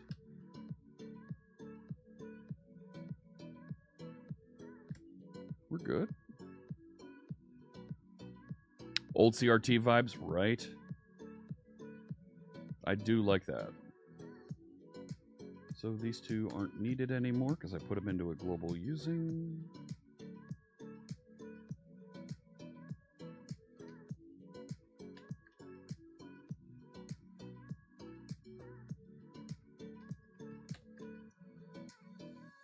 Now, look, application user.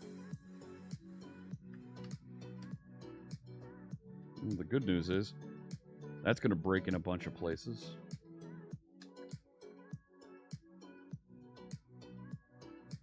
Appropriately so, I guess. So, it's one of those lazy mornings where we're just deleting data and reformatting and moving junk around.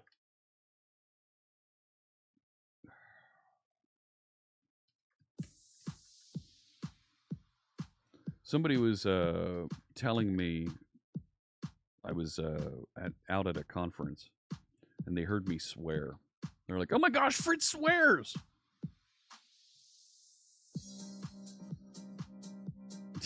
One out of one C# Fritz's codes in Java. Yeah, that's what they say on TikTok. No, you're not coding in C#, it's Java. I think I know what I'm writing my code in. And then to proceed to argue with me. Like, okay, sure thing there, friend. Like, you're right. I don't know what I'm talking about. You random person on TikTok know more about the C# programming language and the Java language than me. I clearly must not know what I'm talking about. I mean, what credentials do I have? Who am I to be saying that something is C#? I mean, the hubris on some of these folks, right? Like, look, I'm not going to tell you you're wrong unless I'm 100% positive on something that I'm working on. Because it's something that I'm the authority on, because I'm the one who's doing the thing. I swear. I do. I am a waist-only up human, just like those figures in the VR chat programs. Oh, this is all that really exists of me. When people see that I have a waist and feet, oh my gosh, Fritz has legs. It does have a cleanup. It does have cleanup stuff on that, but people see JavaScript and they think Java. That's right, Thai TV. Thank you for the follow, Sergeant Boom 96. Hello, hello, welcome in. Yeah. Are you done? Identity component endpoint route builder extensions. That's a mouthful. Can we copy that? Can I copy that and just go find it? Like, can we find that thing? And you're telling me, really?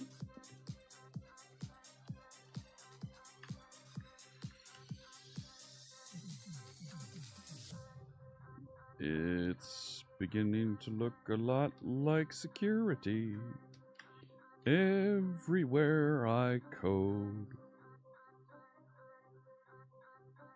Still broken. Oh, and this is the other thing. Okay.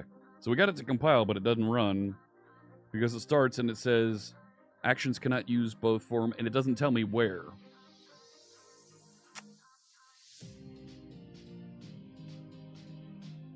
So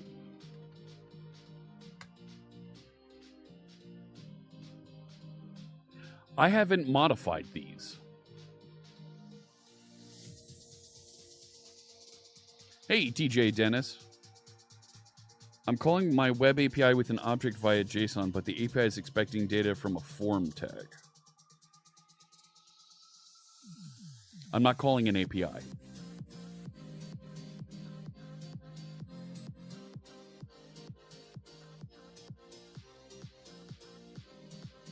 I'm not. This site hasn't even started yet. And I didn't modify these at all. Like, that signature is the same as what came in the box. So the question is, sign-in manager, where is it getting configured to use body?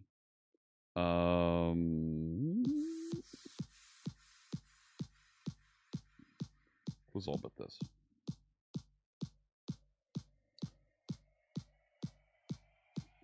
So we added sign-in manager here. No.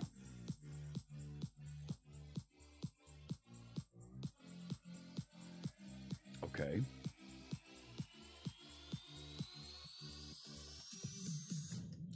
Let's go to the old code.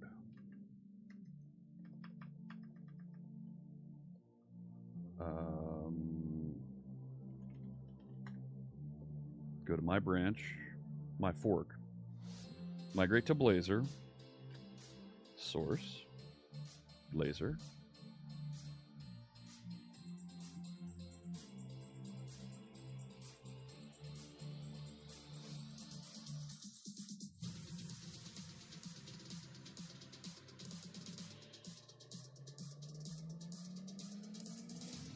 I bet you that's it right there.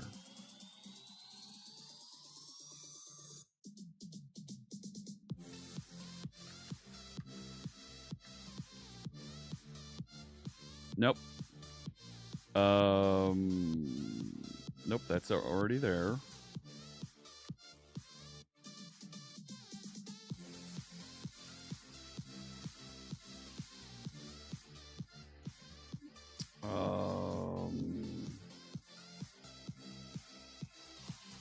It adds sign-in manager before default token providers.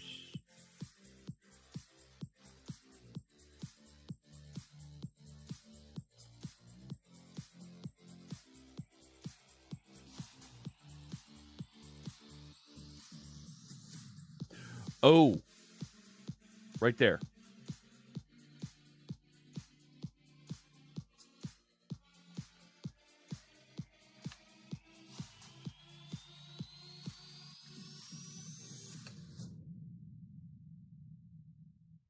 Now I've done it.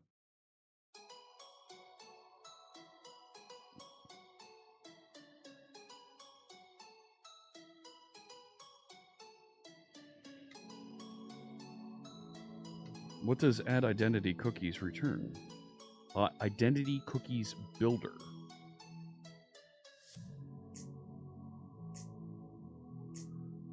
Okay. And that returns authentication builder. So maybe this goes up here.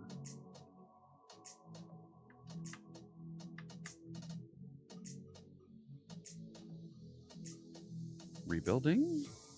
Started? No.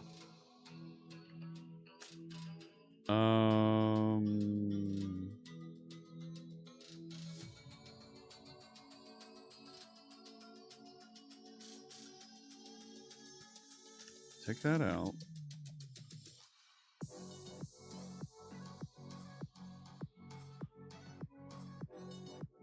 No.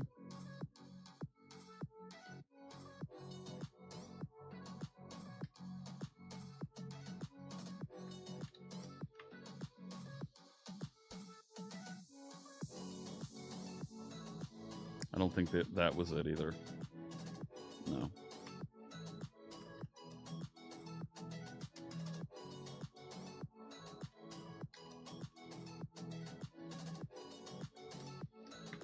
I'm just going to start yanking things. Now we know. And knowing is half the I need battle. a description to go with this. Yeah, that's a PowerShell terminal configuration. And you can get that terminal configuration for Oh My Posh if you check in the panels just below. There's a link to my GitHub .files repository, and you can grab my configuration.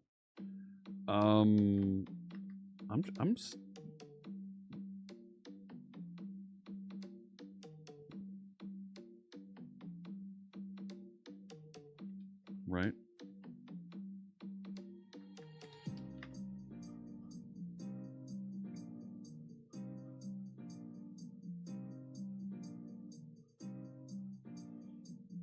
Okay, I've completely removed identity at this point.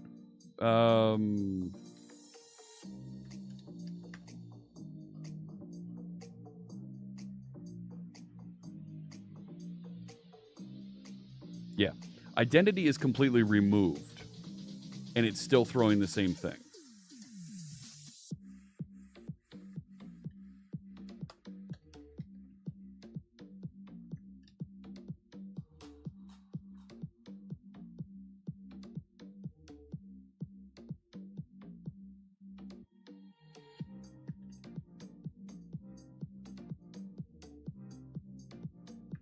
Yeah.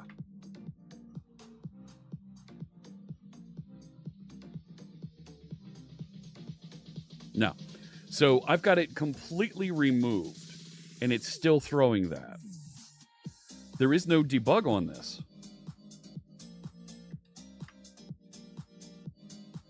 I mean, sure. Oh my.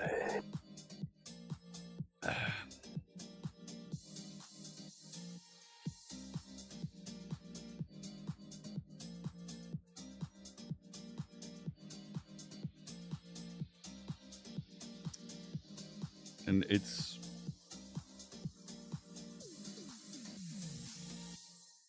And it's not telling me which one. There is no inner exception.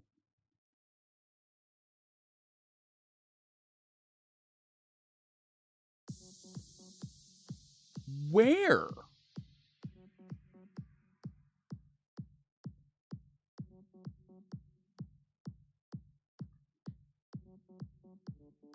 Wait a minute.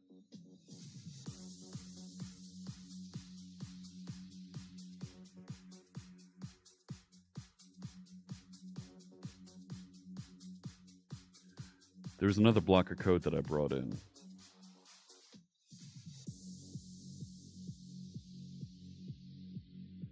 It's not even referenced anywhere yet.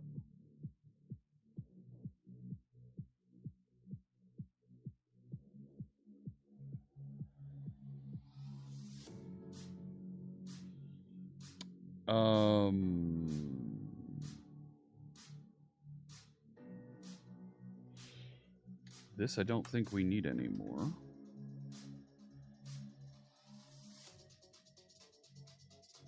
Yeah, because I had commented it. That was what we tried previously. Delete.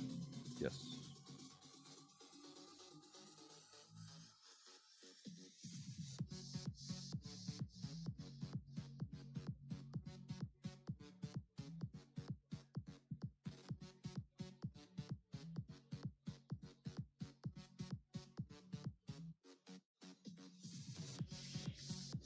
JSON temp data. Is it somehow trying to load this?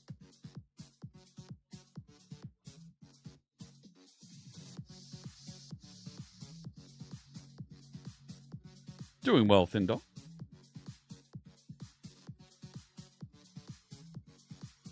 No.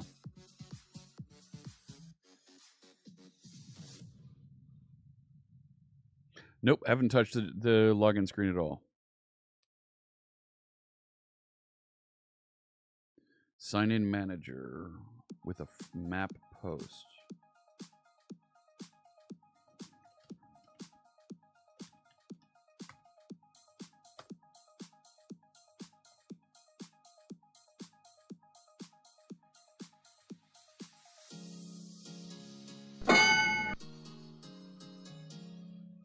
Storyteller mode? Yeah, we'll do that, sure.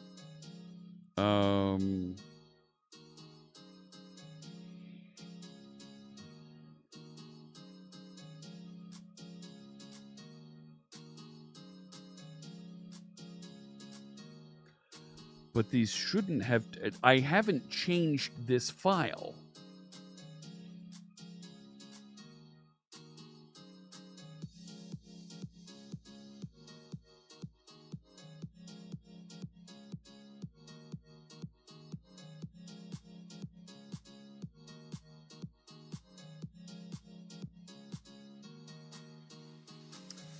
Not that file.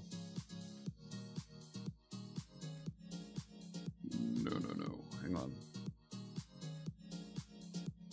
Source, Blazor,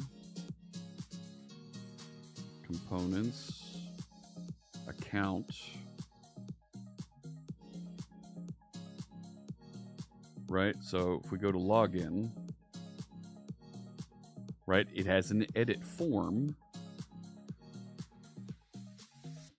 And then down here, supplying parameters from form to go do their thing. Started Blazor migration. It hasn't changed. Right? Applied formatting from the GitHub Actions. That's the only thing that's happened to it was they applied formatting.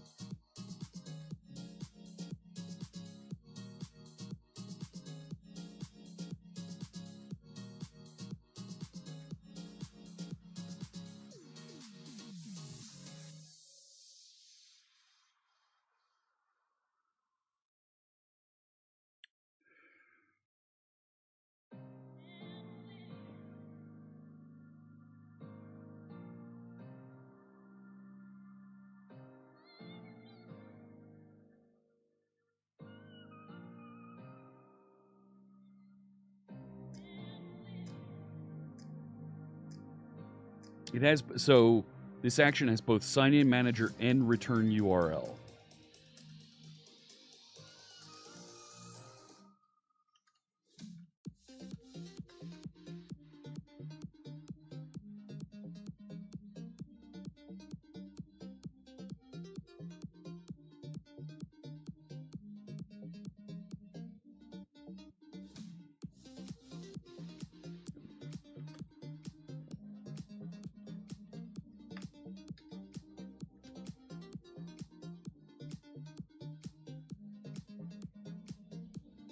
Is that it?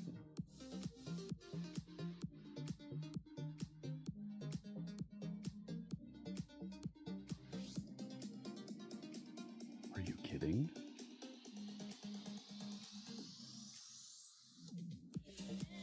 I guess so. All right. That absolutely was the culprit. Yeah, Dr. Cox, you found a thing. Is that in the default template like that?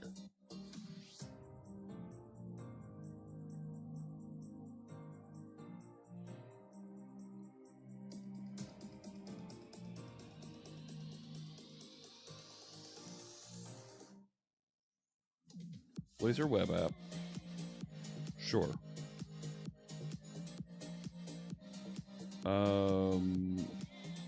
Individual accounts. Make it server. Yes, include the sample pages. Go.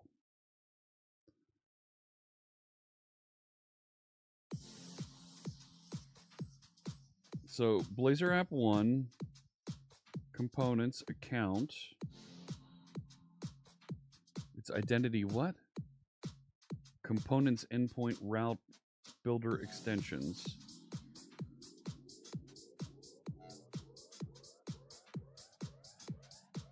Yeah. Yeah. That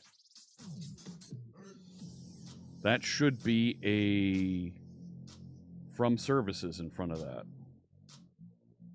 And you see it down here. So in the template, line 44 of this file. Oh, let's go look at that. Squirrel! GitHub, com.net, ASP.NET Core.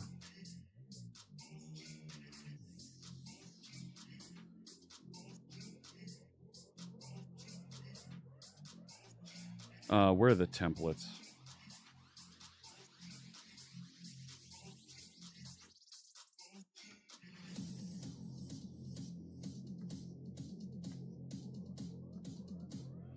Really?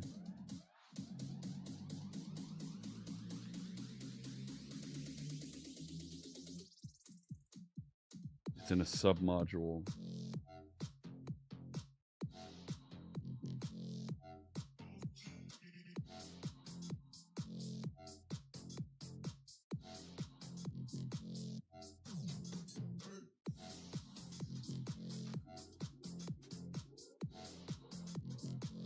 Spa templates.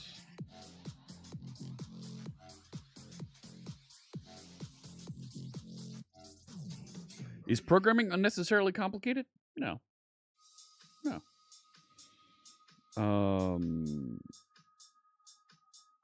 So let me go back up here.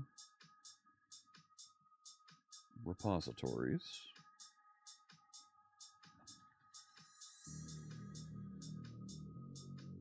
Templates for .NET. Hey, listen. Yes.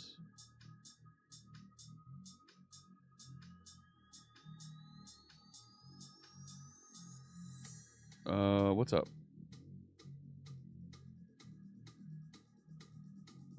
No, I think it's just templates. Yeah, I'm looking for the project templates. There we go.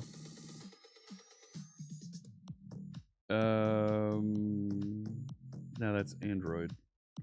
C# project templates desktop, C# project templates.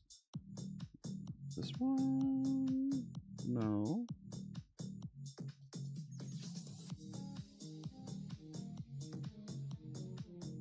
Net iOS. Why don't I just search for Blazor?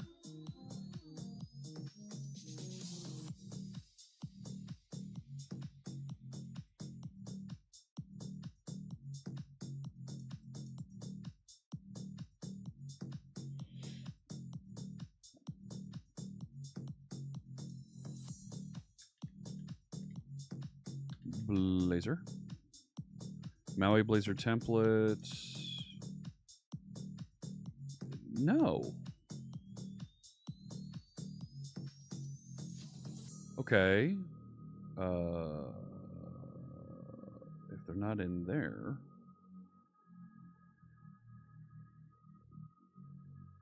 template engine, templates, spa templates. So where are they? Was there a folder in the ASP.NET called project templates?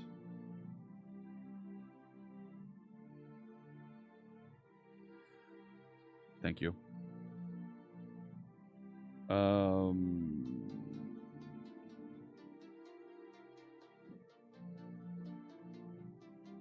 Web project templates.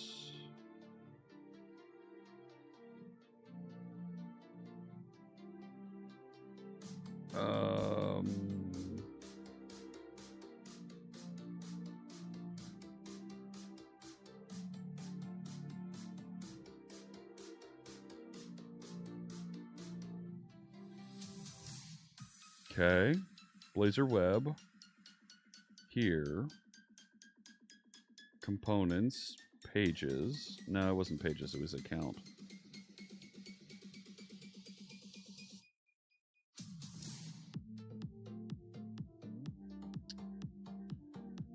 Where is it? It's like the logout. Yeah, right there.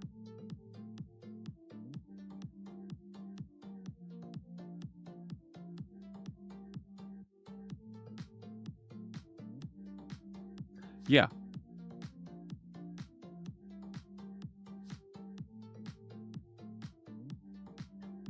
Yes, 17 carat. There has been attempts to do that, but you end up getting back into text and coding to make it. But trust me, it's a lot simplified. It's a lot simpler than before. Like things like logic apps dramatically simplify programming into literally designing and building a flowchart. Do I want to fork this and update that? I mean, I could. I know where it is now. I know where you live. Sure.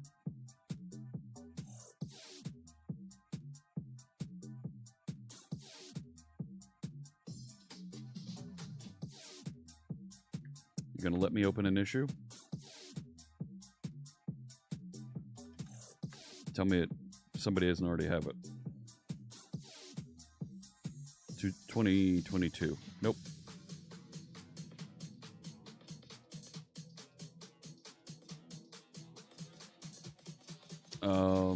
Blazor web project with auth does not correctly configure logout service. Yeah. The logout endpoint does not explicitly request the sign-in manager with a from services attribute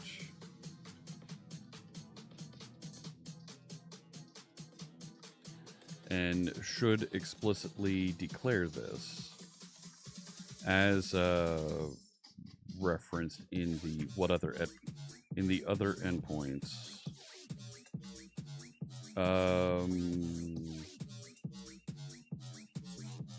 Perform external login, link external login,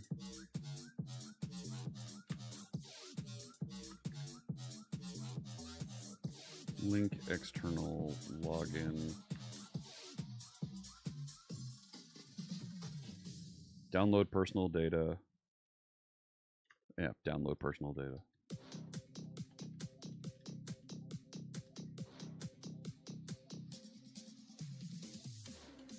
Uh, 8.0.0.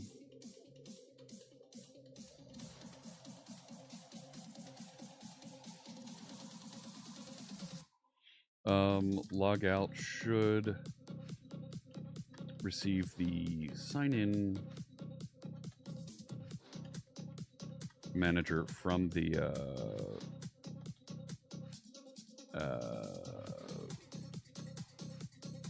service locator.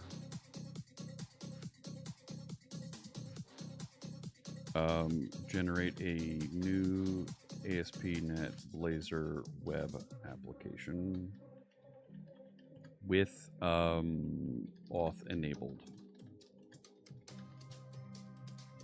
It still won't let me submit.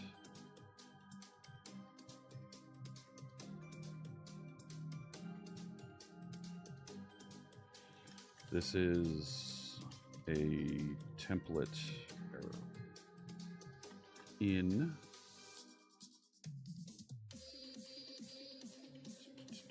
Where is it? Right there. Why won't it let me submit? What's required? Yes, I have searched for existing issues. 52948. We are going to submit a... yeah, I can start walking down and do the edit.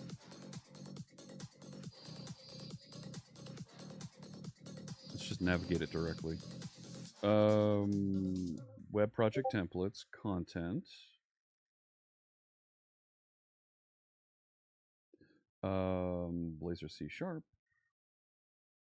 Here, components, account, and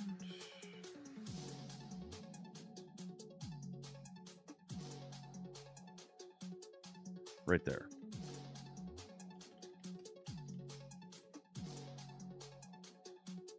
Create a new branch. Updated to force the logout API to get a sign-in manager from services. Sure, I don't care. Call it patch 1.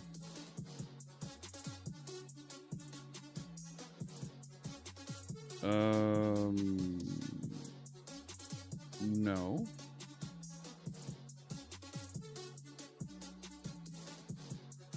Yes. Force logout API to get sign-in manager from services.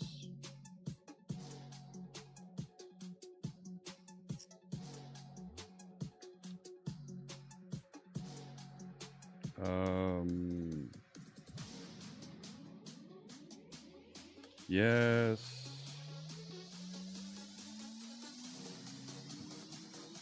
Yes.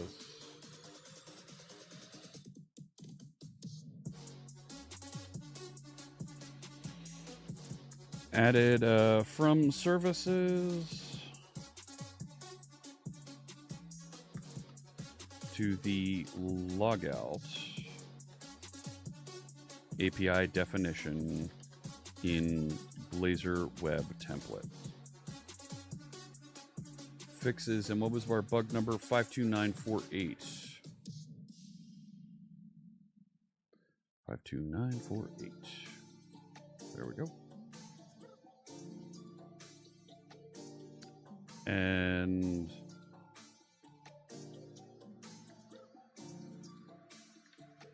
there you go.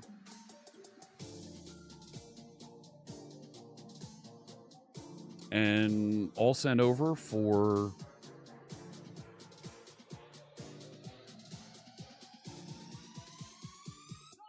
the ASP.NET team to review, and with a little bit of luck, we'll have a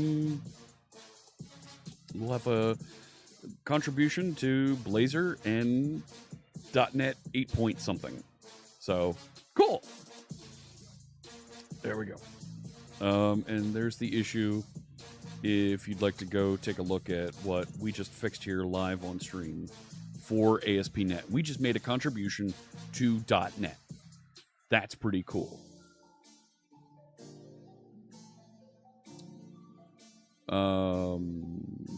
Catching up here.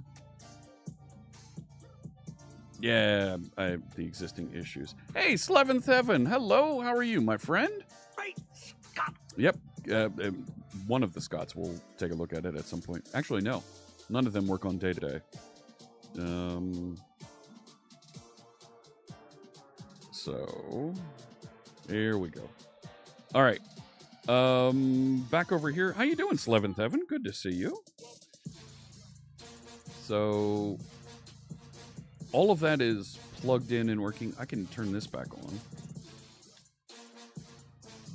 Right? Right? You're not gonna let me just undo that here? Fine.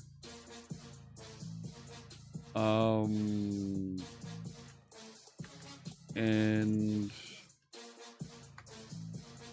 let that run, and it should update. Oh, glad to hear it. Glad to hear you're on the up and up. And there we go. And it's working again. Fantastic. All right. Now to go back in and start wiring back in the data where we tried to start the beginning of this day. But we've got all that other stuff set up now. So we're actually taking some ideas from featured chat and building something that goes across and does a whole lot more.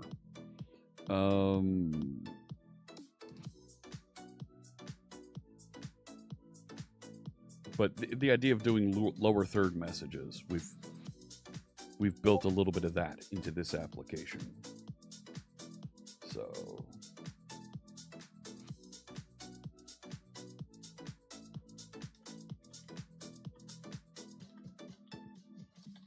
one second here.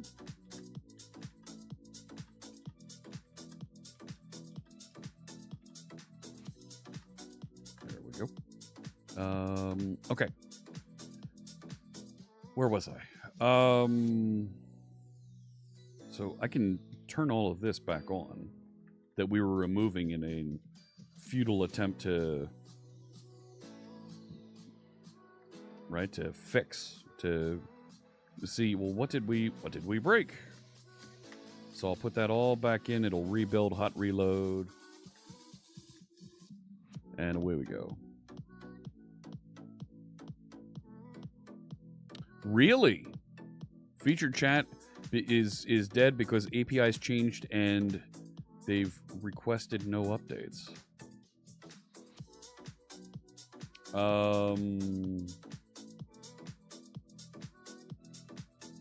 I've been able to use featured chat, and I have it running right now. Like,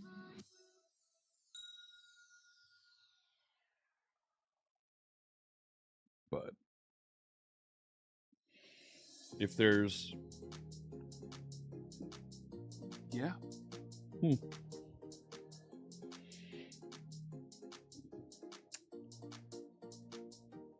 This is what happens.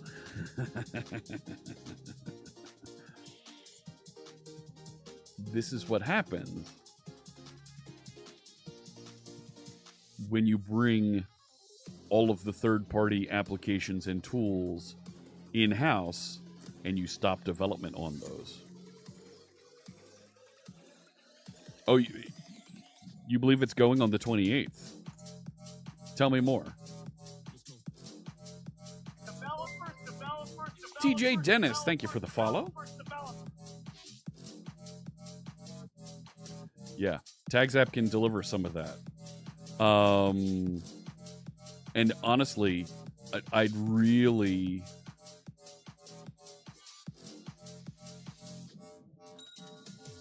like to get how that is formatted, because you do a fantastic job with how that's formatted. and see what we can do. Yeah, featured.chat. That's how I put up those lower thirds. TagApp serves a little bit of that, and there's more that we're adding into it, but I'm getting everything migrated over to Blazor right now.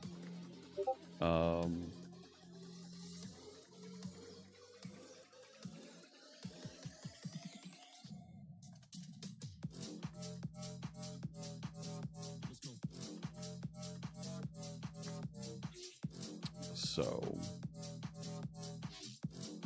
yep. Have a good one, Dr. Cox. Great to see you. So this connects and listens as a bot on whatever channel you specify. The HTML formatting for the message, you do a real nice job of formatting that message, and I'd love to pick up some of that for formatting how this does the overlays, because the overlay formatting, text formatting, is not great. I do still need to go to storyteller mode. I have that request out there. We could do that while we wire up the interface here, the data interface. Where'd it go? I know I have voice mod here somewhere. There it is. So, nope, not that one. This one. Yeah. And let's see if it'll go into storyteller mode automatically for us. Back up here, channel points, storyteller. Oh, wow. It's not even going to start that one.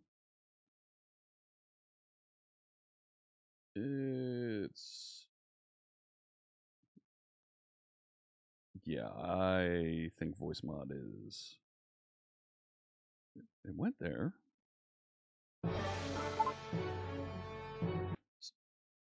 Not that one. This one. Storyteller time. All right. There we go. So, gather round, children, as we add in the ability to do load data from the database. Cool. Yeah, it's SignalR. Nice. Yeah. I would love to talk to you more about featured chat, and what we can do with that. Yeah. Cool. Let's take that offline and discuss. Okay. So we need to wire up the ability to load data. Story time. Signing up for CobraCon. So this has data. So what I'm doing, the big things I'm doing differently from featured chat is I connect to every service, not just Twitch, YouTube, Twitter, Mastodon, and open-ended websites. There's an hour timeout on that. Okay. So,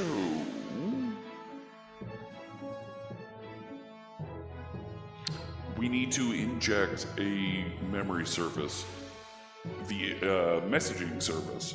So right now, there was an in-memory. There it is. And it knows how to do all of those things. Yes. Okay. For references. Really? Where? Yes. Okay. And a SignalR notifier. So I should be able to take this and just add it.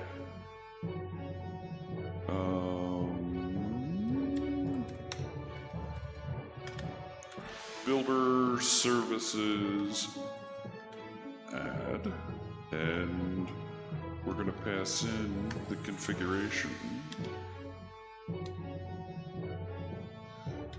Go ahead and wait.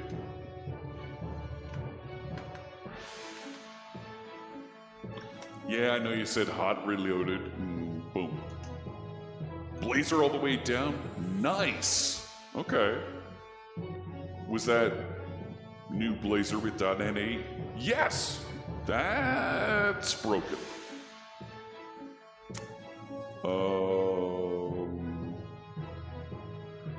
iModeration repository lifetime scoped. Unable to resolve service for iMemory cache. Ah. But of course. Let's go find the other one.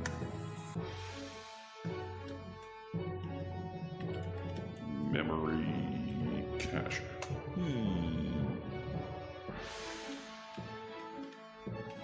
iMemory cache. No implementation. Really? It's out there somewhere. Yes. No. No. Really? No.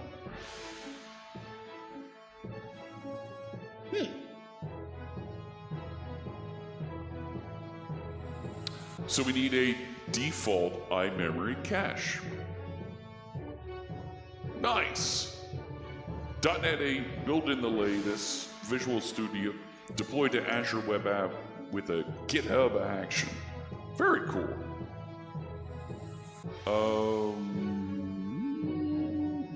Where am I missing here?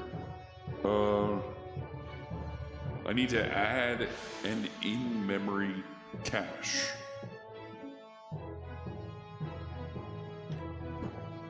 Like, isn't there a default in-memory cache? I have 2 of these now. Let's see. Let this ASP.NET Core in-memory cache. Yeah, something like that. Go find it. Da da da. Nothing. We're still on storyteller mode. No, I want this one.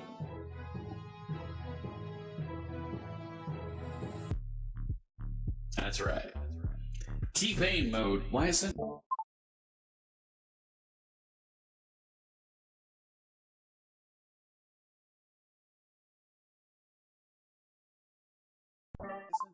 There's the timer. There we go. Mainly denial. Yeah? Sorry to hear that. Oh, and Viking mode. Alright, we'll do that. Sure. System runtime caching, memory cache. Okay.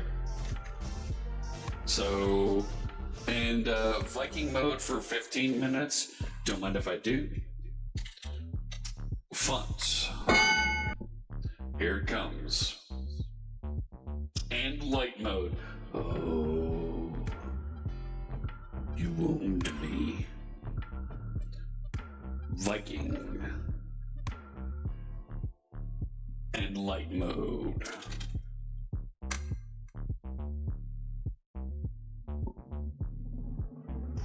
And it doesn't keep it. Yeah. Come on. It even thinks it's papyrus, but it's not. Whoa. All right. Fonts. Viking. And I thought he said Viking. Whatever. There it goes. Light mode.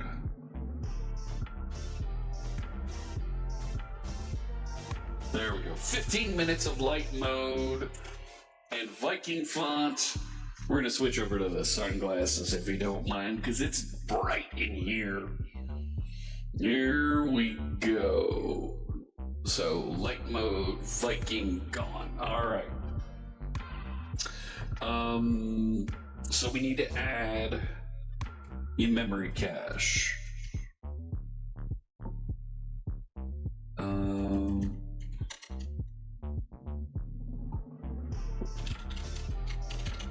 services. Add singleton? Or is there even an add memory? Give me one of those. Give me one of those. There it goes, restarting. Come on. Come on. Show me what you got. Yeah. Waterfall. No data yet. Because we haven't wired up the SignalR client.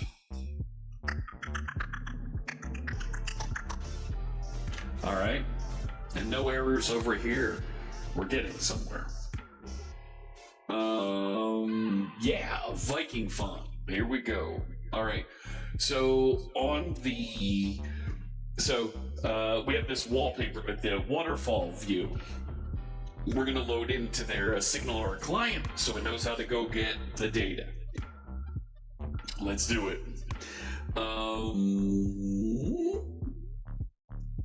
So let's bring up the message hub so we know what we're looking at. You close, you, and you. We're gonna be getting data from here, not on connected. No. Get existing content for tag. That's what we did before with JavaScript. This time, we're gonna use Blazor. I don't want the account stuff. I don't want the layout. I want my waterfall page. Right there. Sure. Continuing here. We don't have scripts anymore because we fixed all that, so it's Blazor now. Yeah, the SignalR client.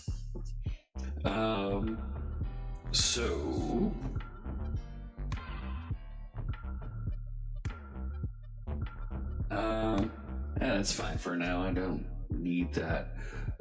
We need a SignalR client. So how do we do SignalR client inside?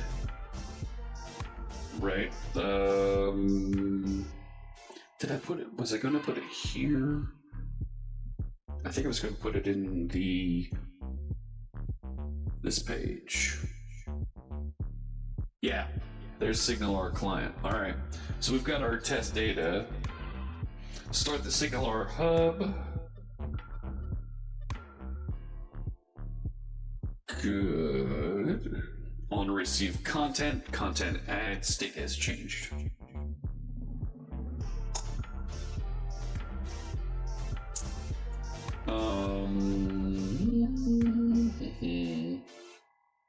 So this is called in on initialized. Yes. So let's update this. Next font clips. No, don't do anything like that. Don't you dare. T-Pain mode. We're good to be done there.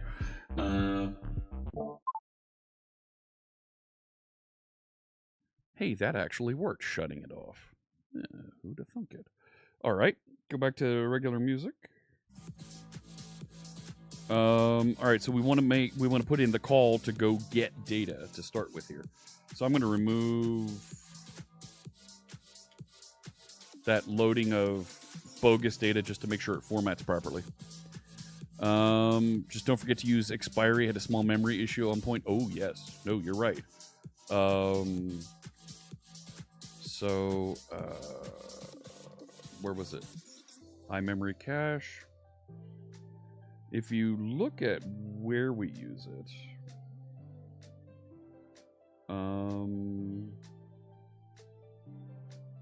it's being passed.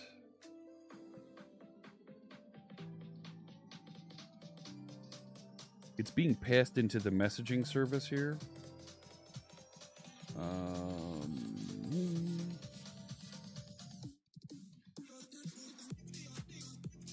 And it's using that to notify that there's new messages. and do some safety moderation, content safety moderation. You're supposed to jump to that.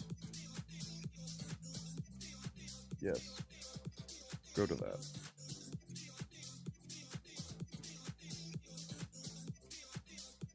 So it gets information about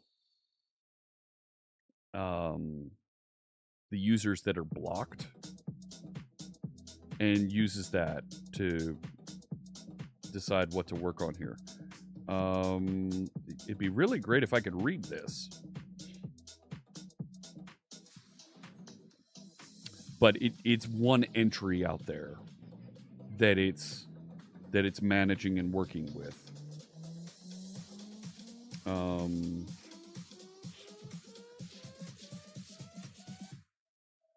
Yeah. So it's literally one entry that it's updating and keeping out there. It's not something that's rolling by like output cache that we want to purge out of there occasionally. So we're okay because it's just the one entry that we're keeping in memory.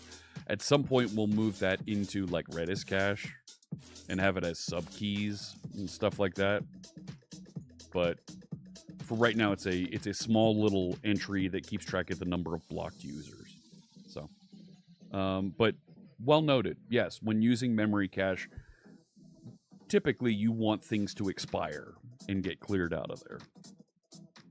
All right. Thinking and looking here. Right, I wanted to... Not on this one. That one's not changing. This one. We want to...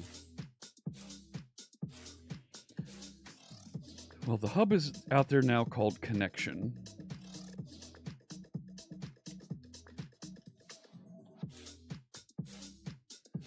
And we want to execute a method. We want to invoke async. Oh, yeah.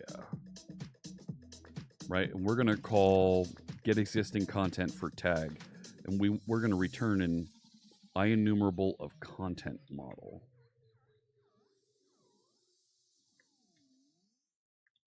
That didn't work.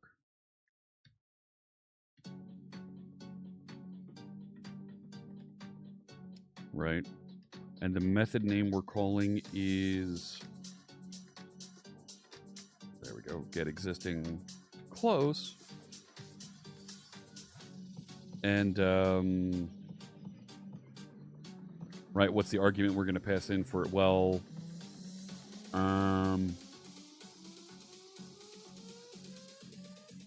it actually isn't.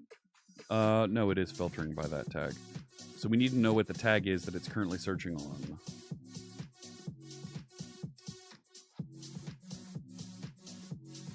And we don't have that information.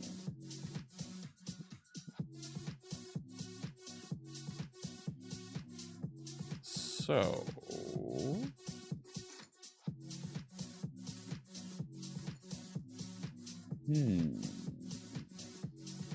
How do we get that information from the server? Well, I could set up an API endpoint. And go fetch it from there.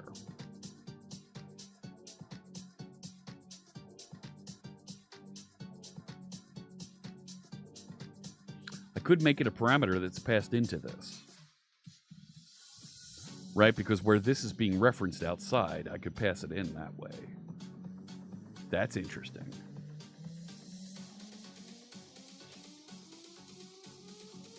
Right? Application configuration has whether moderation is enabled, the site name.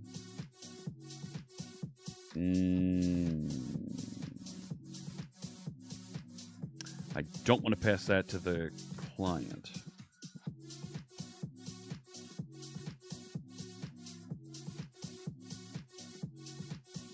Okay.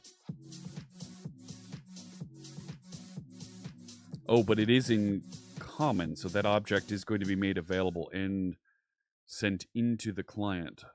Right? This is where we want to break things up a little bit, I think.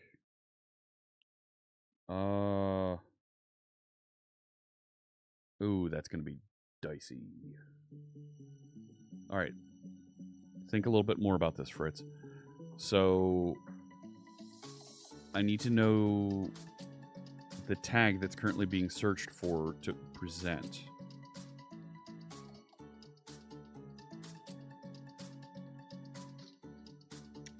Where did it save that?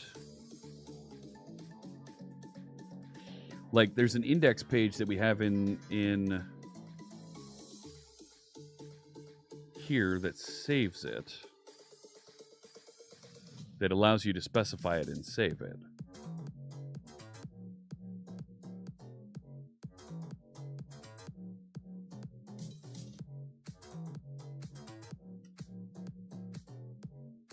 And this is in iMessaging service.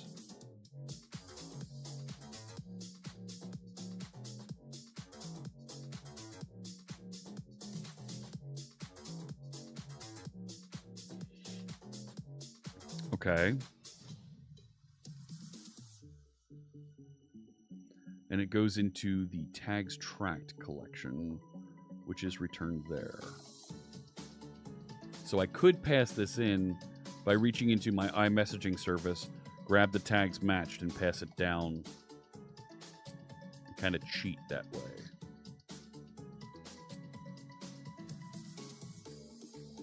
Let's, This is so hard to read.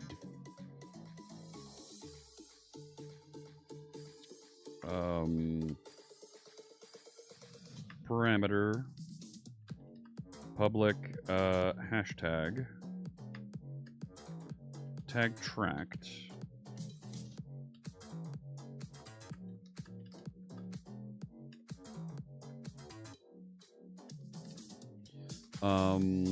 So then in the wrapper page,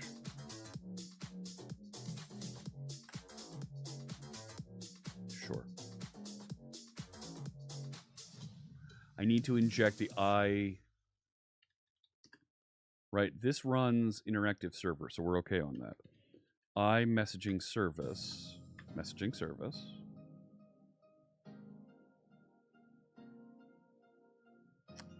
Here.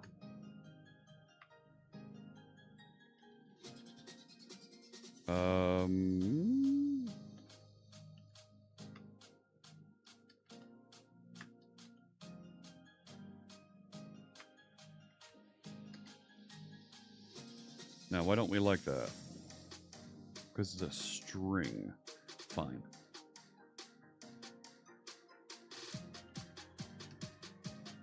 So now I have the tag. So over here,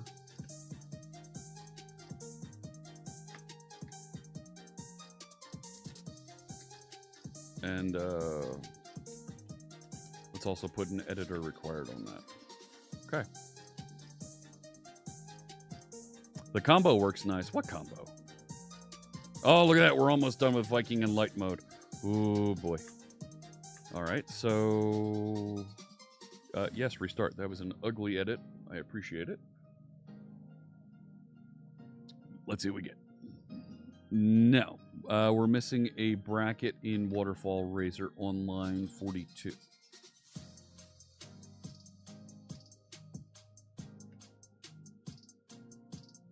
I am.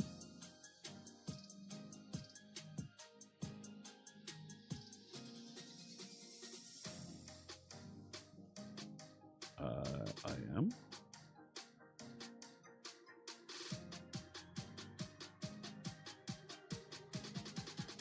How am I missing a bracket? Oh.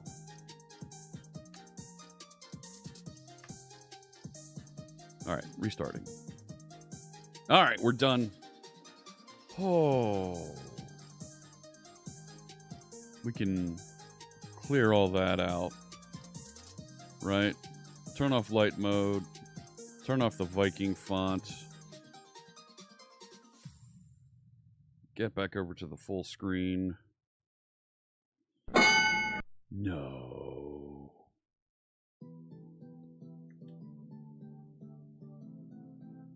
No content yet. Right, because I didn't tell it to put it anywhere. I just said await get it. What I need to do is content, add. I need to do an add. I can't do an add range. All right, but I can go back. Hang on, I can go back to light mode. Right? That's theme. Yeah. Theme.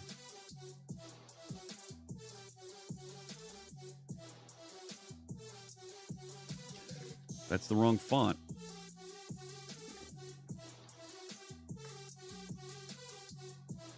Because we're back in Viking mode for 15 minutes. Yeah, see, it says Viking.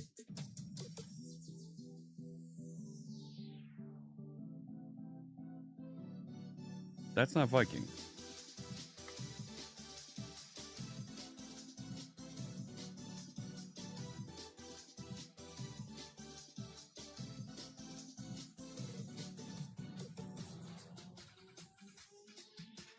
No.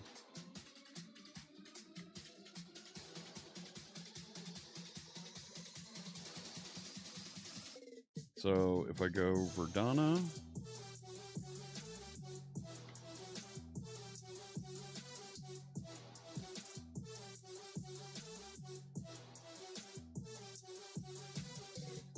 there we go. All right. And let me put the Viking indicator back on.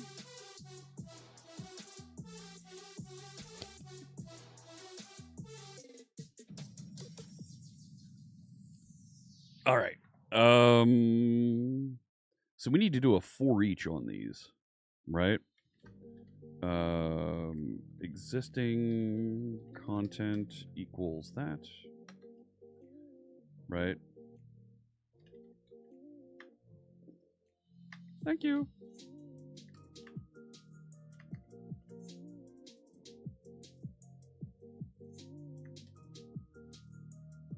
Did we just not get any content? You know, it might not have.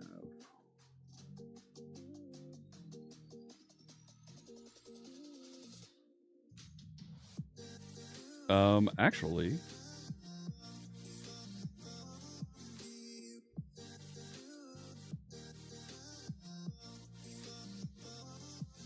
did it even connect in and request that data?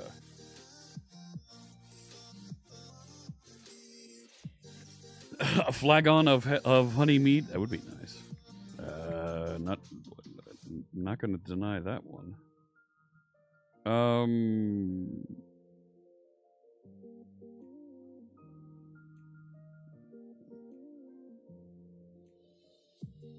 Did we just not get any content?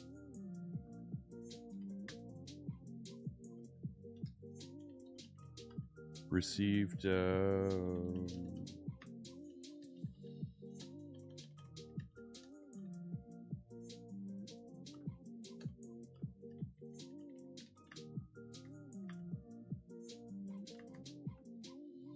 Zero. It did receive 0 messages. Okay. Why? Probably because the test app hasn't been running in a while. I don't have the hosted services started yet.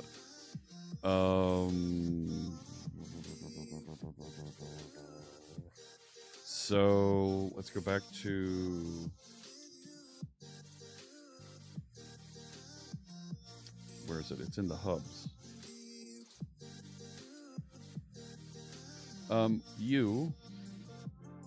We're removing Blazor app 1. Let's delete that from disk.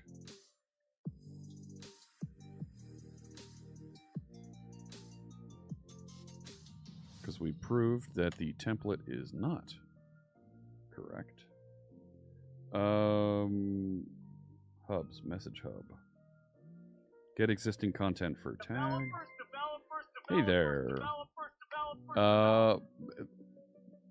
Thank you so much for the follow. This should be coming out of Postgres messaging service, and it's going back. Well, wait a sec. Does it not have a tag that it's searching on?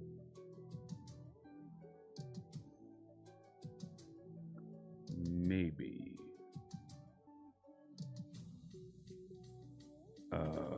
for tag.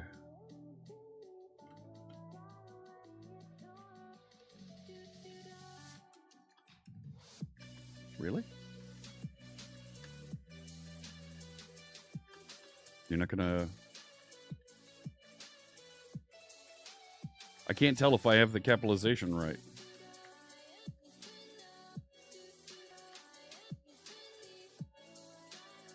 That's the wrong...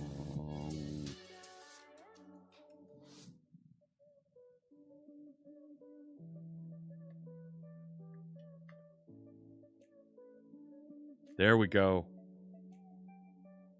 It didn't paint them on the screen. Yes.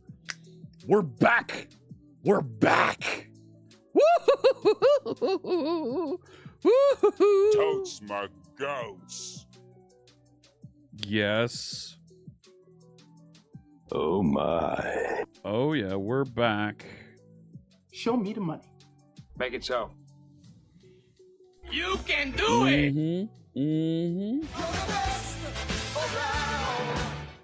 There we go. All right. Now, it hasn't loaded any data recently, and that footer is not quite at the bottom. We got to finish that formatting. The height formatting is not quite, but we're loading data again, and I should be able to click in. Yes, that's the wrong avatar image. Let's fix that avatar image. That is it going to be in waterfall modal. And right now it's producing author profile URI. And it's telling me, come here.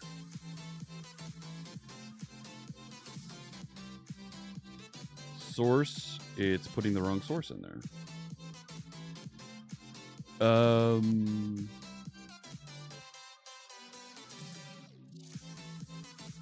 Author display name. Author username. Yeah, okay. Because it's a Twitch one, but that didn't pick up. Is it paused? No, pause doesn't work yet. And it's not actually listening for new content. Position bottom-ish. Ish. Can you do a little something with the ish? So why is it passing through? So if we're over here, it clearly put the messages on, right? Because it does a for each on the waterfall message. Can I F12 into that? Nope. Right, so each one of the... We made a request to the Visual Studio team never to allow generated code to be selectable in this dialogue. They rejected that request. Like, come on, buddy. Hey, Rambling Geek. Hello, hello. So, on error, yeah.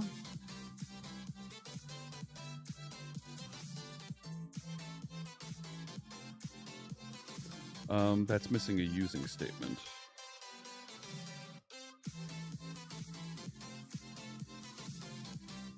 And it didn't add the using statement either. TagApp view models data.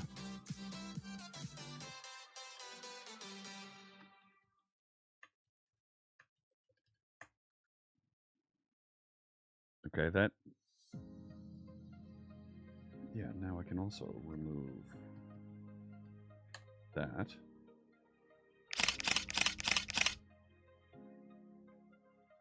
Now we know. And knowing is half the battle. So it should... so the content model, it wasn't passing the appropriate content model back.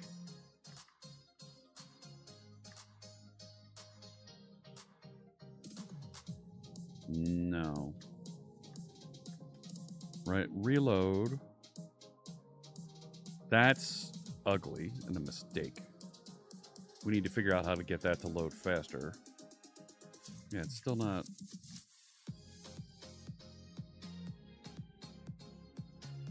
So that on content selected hits. And it calls show modal, which receives the content, and then it should pass that.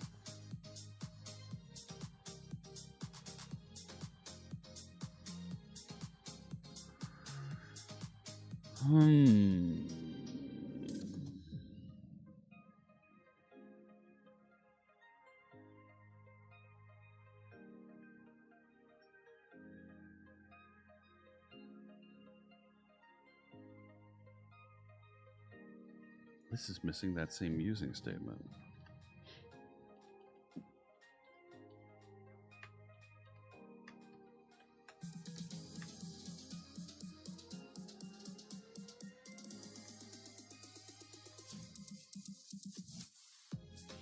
No. Got to figure out that sizing a little bit better. But yeah, awesome, totally unreadable. It's the Viking font.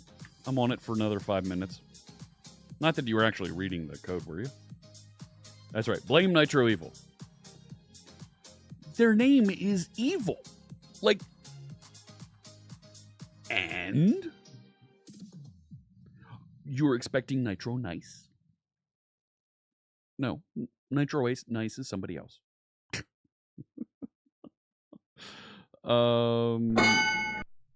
What was that? Soloist next? All right, we'll go to Soloist. We'll go to Soloist next. We can do that one.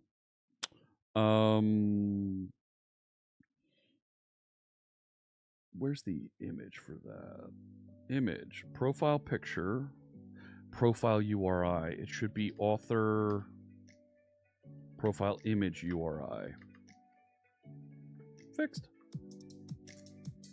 Oh my gosh, so we've got it loading data. Our images need some fixing, and the actual content, right, when it's HTML, needs to be handled. And actually, we do have a way to do that. Right?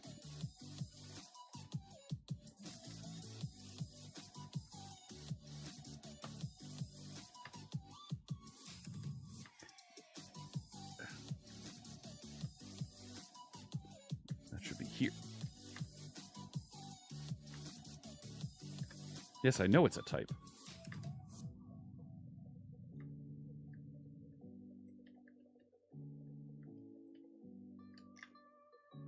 That's better. Now we got the formatting fixed a little bit.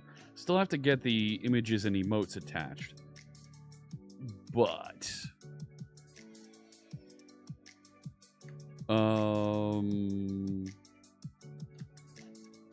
let's commit those changes. Oh my gosh.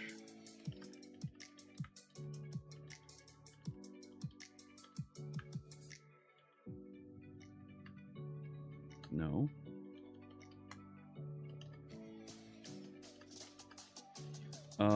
Updated to now start flowing data into waterfall. Okay. Now I should be able to git pull ETH broke.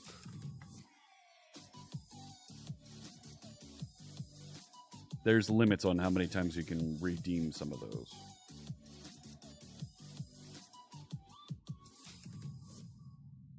Let's get the...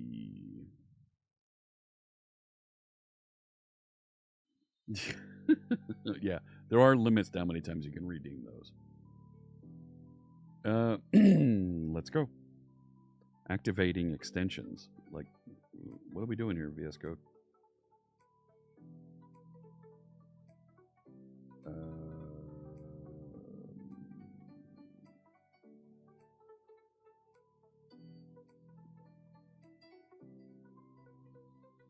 So in Blazor services extensions, failed to restore solution. Sure, whatever. Yep, that's right. Delete file. I bet you this is an all space one.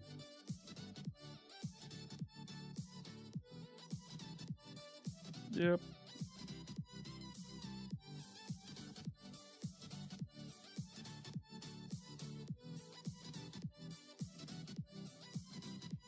Cool. All cleaned. And it's looking better. Right? The modal we need to do markup string on. Well, we can do that. Fine.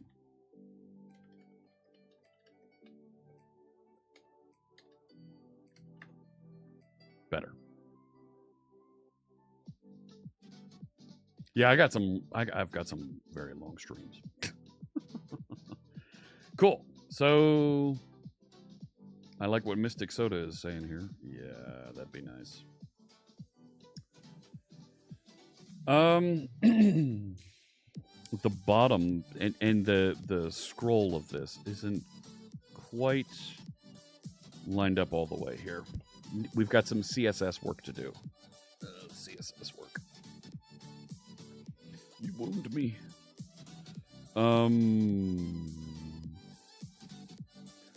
What do you say we clean up the CSS here, and we'll do a little bit more before I start wiring in the event handlers. Viking font is done. That means it's time for Soloist. You know, it would go really good with the Soloist font.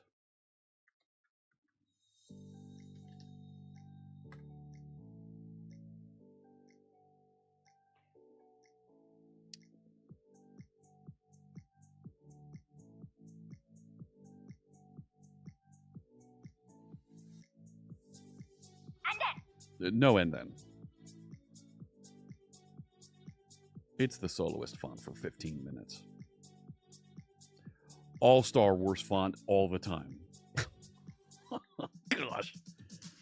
All right, let's dig in here. It's the CSS layout of the outer page that we're looking at here. So we don't need the we don't need the script content there, which might be a better way to do that, but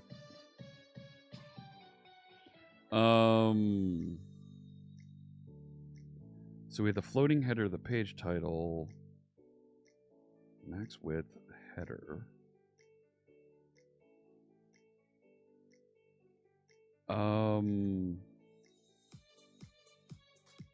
So I don't want I don't want the outer, right? I don't want this outer one to scroll, which is in waterfall layout.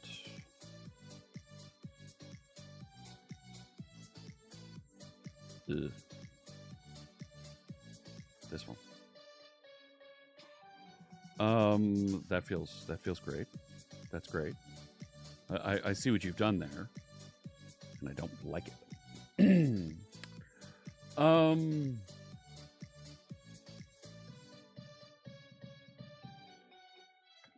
we just put style here?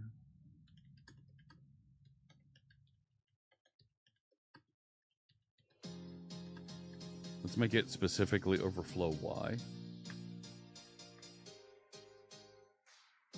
Right, so we got rid of that. Okay, good.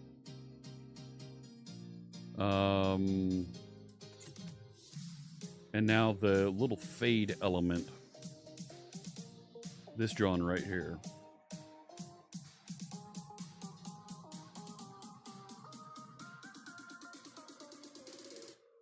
You go away. Position absolute, bottom 5 EM.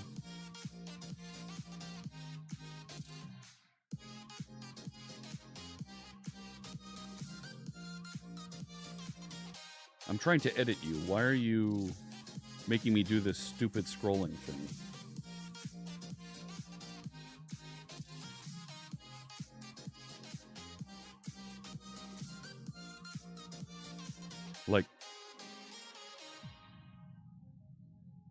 Like I have a feeling, yeah, that's in the wrong thing. We need to like pop it out of there.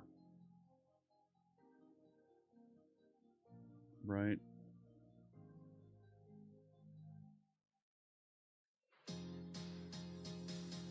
It's not in here, is it? Yeah, we're gonna move you, friend.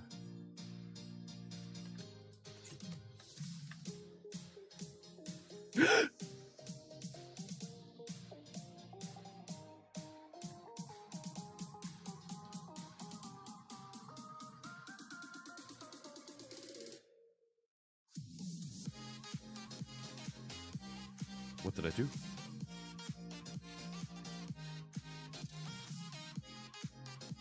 Still in the wrong place.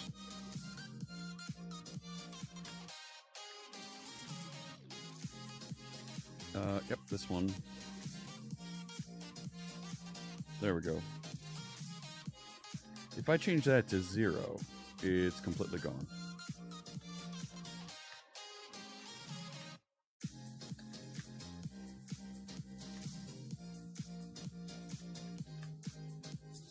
Five is too high. 3.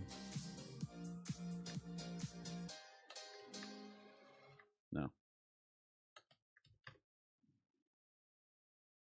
It just kind of fades out at the bottom there. Right, if I made this like height 10. Why are you waiting for localhost? 100? Too high.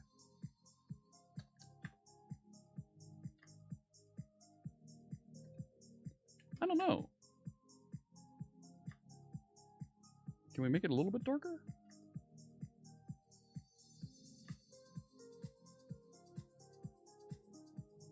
I guess it's okay.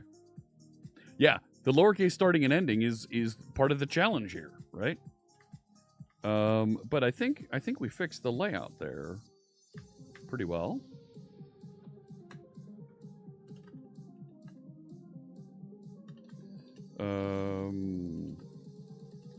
Updated to fix waterfall layout issues.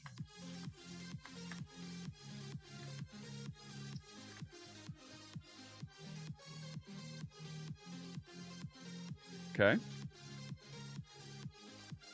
I like it. I like it.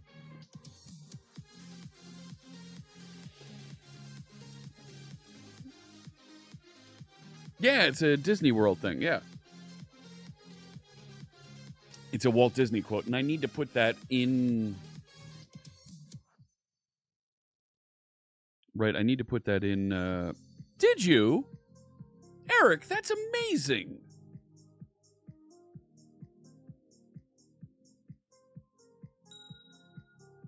Propose to your wife right there. Oh, that's awesome. Yeah.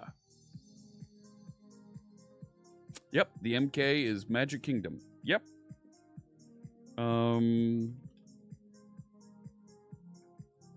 I could go and add this entry and put that text into it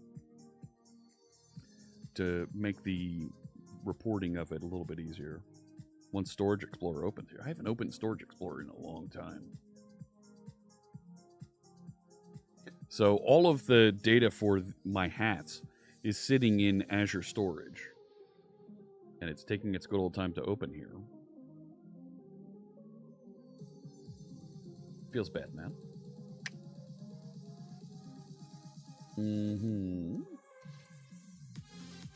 Hat collection.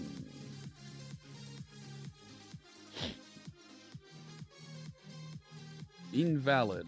One or more requires... Oh, yeah?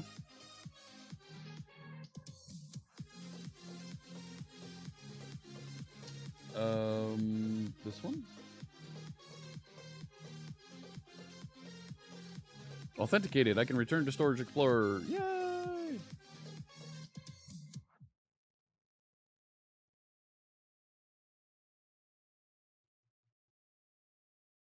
That should re-authenticate. Ta-da! There it is.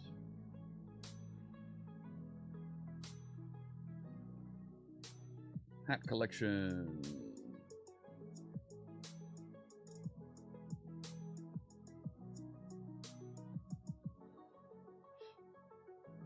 So there's a table here. Hats.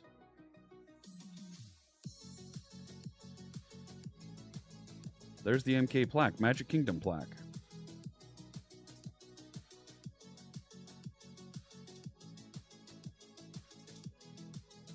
I thought the bot was reading from here.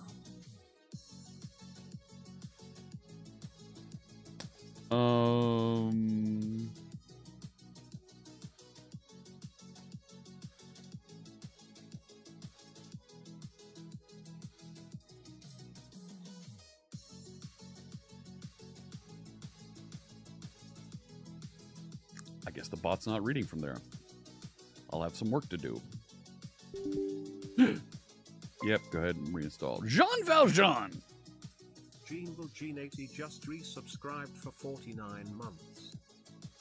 The MK plaque is the tag that comes back from the detection.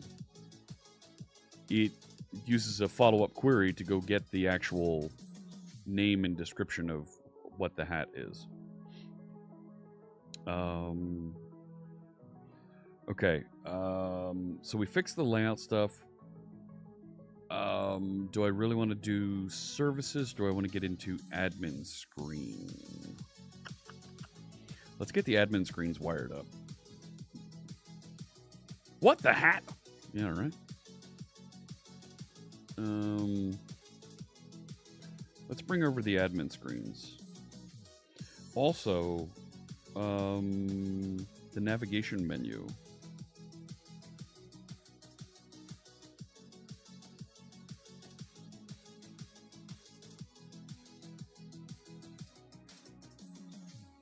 So when we were in first start configuration,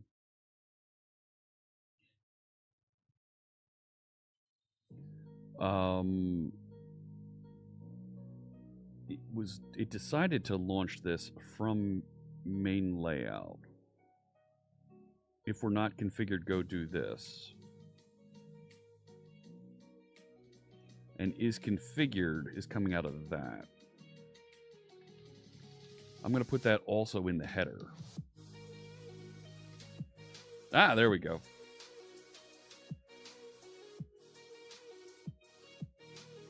Yeah, it's right there. Actually, it was already there.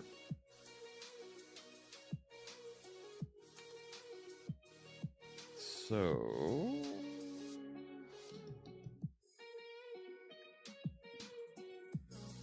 wait a minute.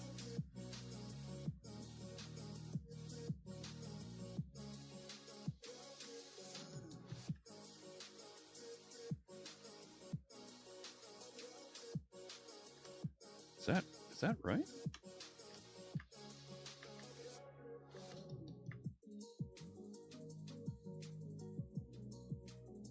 Yeah, that's working. Okay. All right.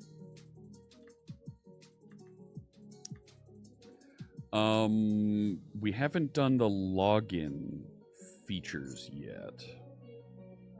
So I can't get to the admin section unless I'm logged in. Right? Those components are kind of blocked out.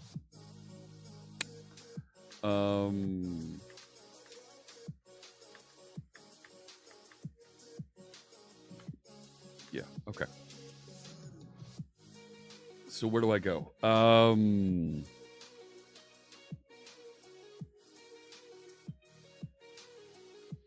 We can't get into moderation yet, right? So this stuff.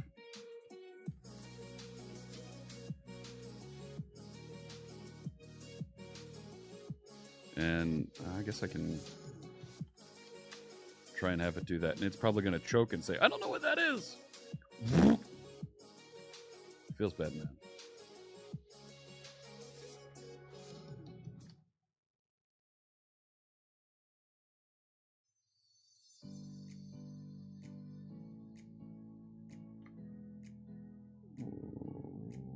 Oh boy. Yep, we need that. We need this. Really?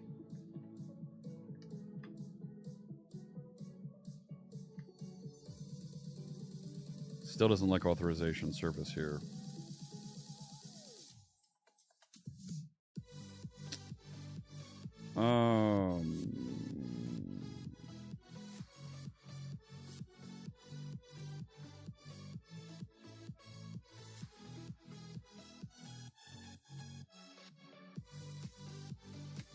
I don't like this.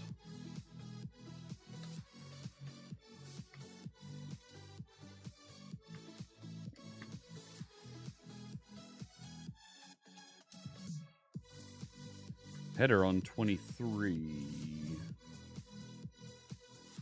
says user does not exist.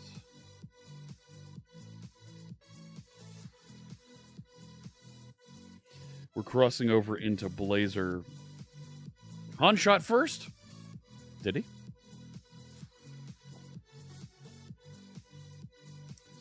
We know this is going to come out of roles and policies, so we got that. We don't have user available to us. We need to get the user, which means we're going to need to inject I user manager? No.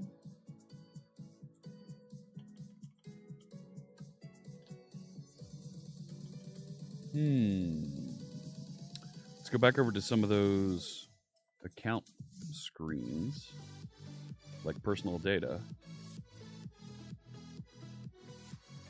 Right? Identity user accessor knows how to go get.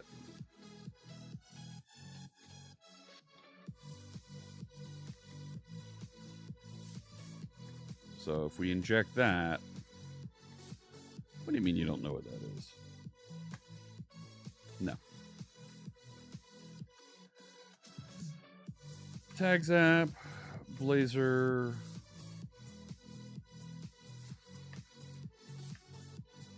And now it knows what it is.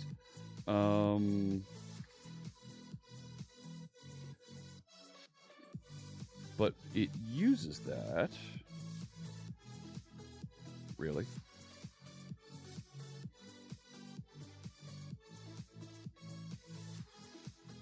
Interesting. Get required user. Oh. Oh. Hang on.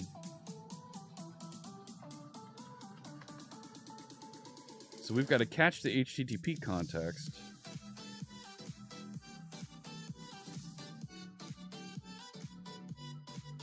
And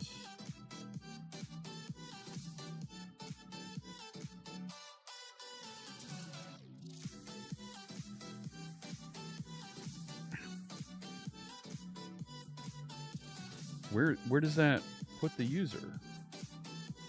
It's a task that returns it. I mean, I don't mind. Why is it even?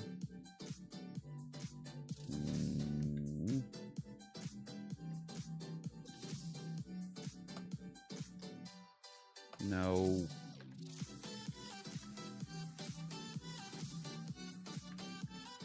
Is that what it's? No, it's returning a TagApp user.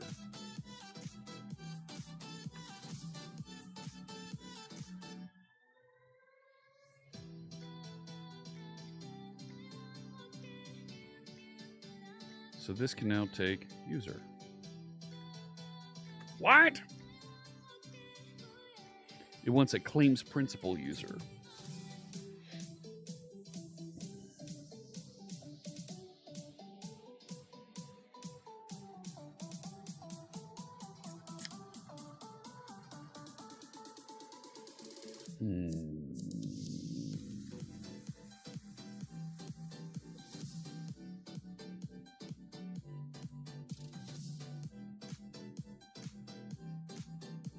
Context.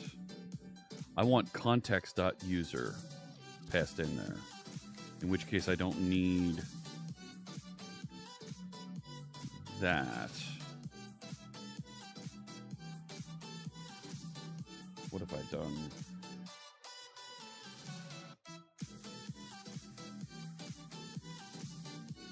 No, we're good. We're good.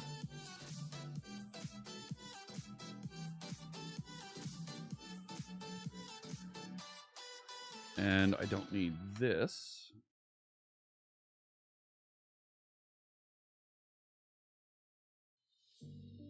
Yeah, I'm okay with deleting this. Whatever.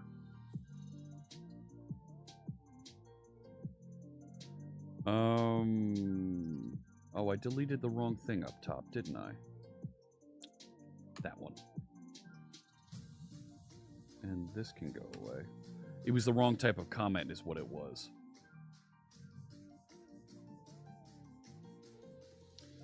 This we can say HTTP context. And actually, that inject. No, it's a cascading parameter. I'm okay with that. Da-da-da. Parenthesis expected on 25.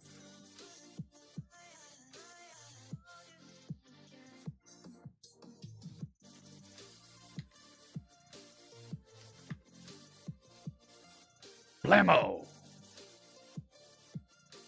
We're done with Soloist. Yes!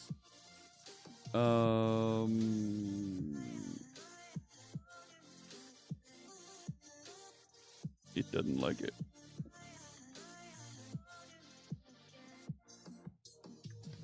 No, it's because of the font. It's clearly because of the font.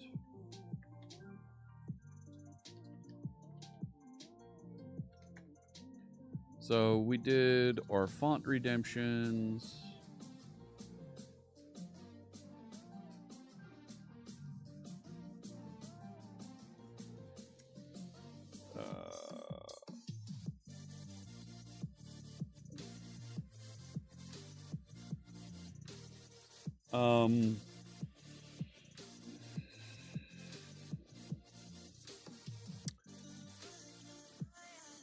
We should probably turn this also into something more Blazor-y.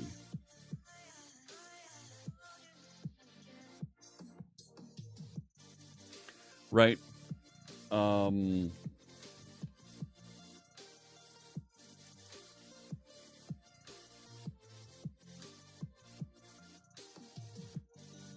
Right, is it the, I think it's the authorized view.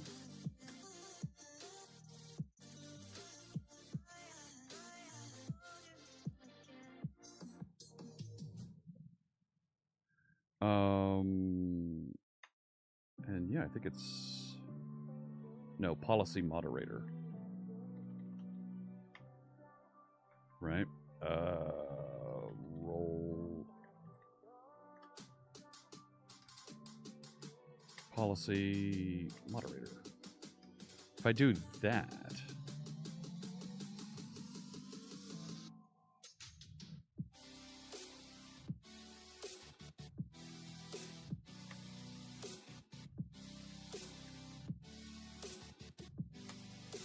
that might actually be, that's a heck of a lot more readable.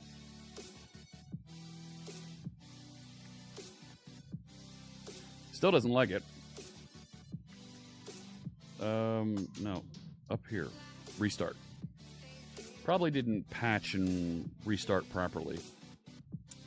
And we can turn off soloist mode and head back over to full screen.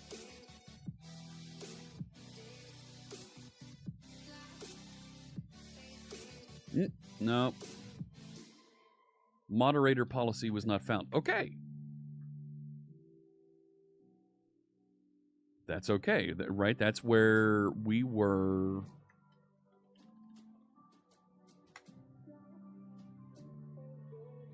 Trying to decide how to do that. And how to put in those policies are. Hey, D-Coop, give me just a second here and I'll answer your question. 1 second. I've got it queued up here. those I'm okay with.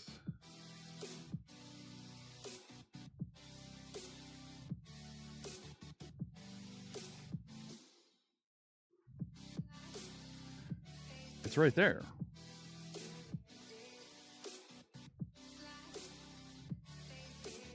That it added the moderator policy.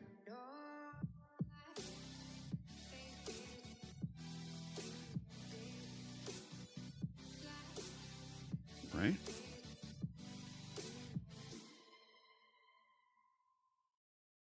Right, it should have gotten there. Let's run it through the debugger and take a look. Let's go to this question from dcoop35. How you doing, dcoop? Asking, what do you think the job prospects are if your entire career of 5 years is all in a .NET Framework MVC app? I think it's very good. There's millions of .NET developers out there, and there are millions of customers that are building and developing and working with ASP.NET and MVC. You're gonna want to upgrade your skill set to use ASP.NET Core. Not too hard to do. There is a natural transition there. A lot of the code that you wrote in MVC on .NET Framework will also work similarly. There's some slight adjustments, and then we have an upgrade wizard to help get you there. But there's some slight adjustments that you'll have to learn to get you into ASP.NET Core. You'll get there. And Thindall's right. Your skill's going to translate well into other languages if you need to go to other languages as well. So you should be in fine shape. Is it not even calling this thing anymore? It's not. Well, well, well.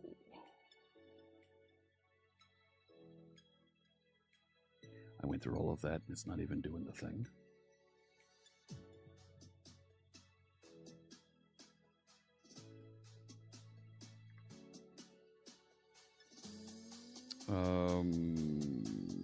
So let's go somewhere down in here.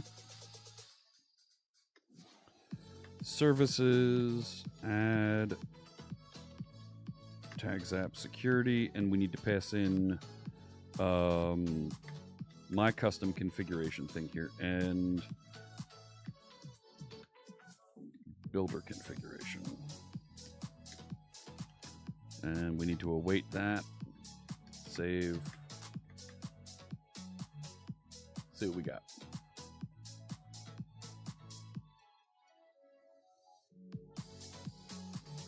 There we go. Now we're jumping in. Now we're adding authorization properly.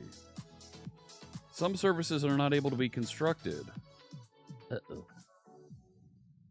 Role manager, identity role, scoped implementation type, role manager, identity role. Unable to identify service for type I role store. Ew.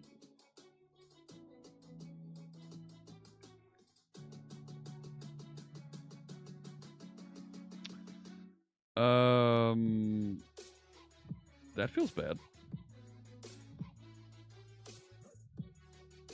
Let's back up.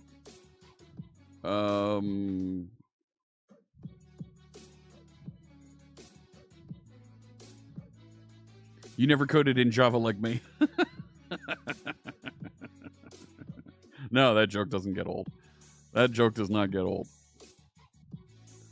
Let's run this at the command line so I can get a better snapshot of what those services are that it's crowing about. That, oh, I don't have this. I don't know what to do with this. Danger, Will Robinson. Danger. Danger. Come on now. And right. Here we go. Well, that he's not just special.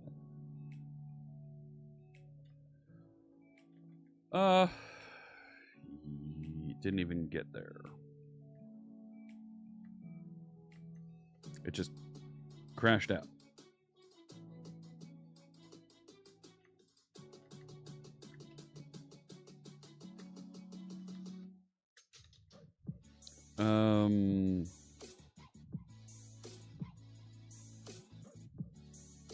it should have added all of those.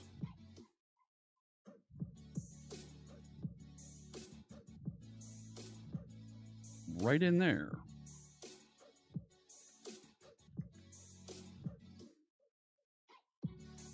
Identity Role Manager.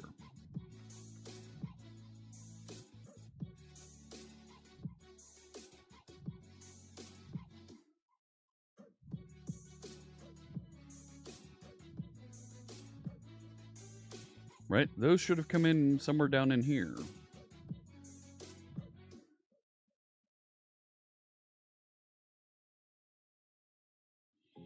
Where is it?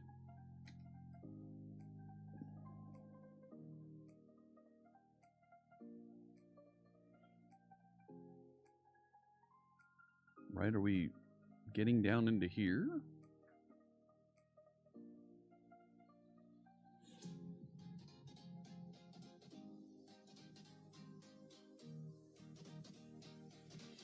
Yeah.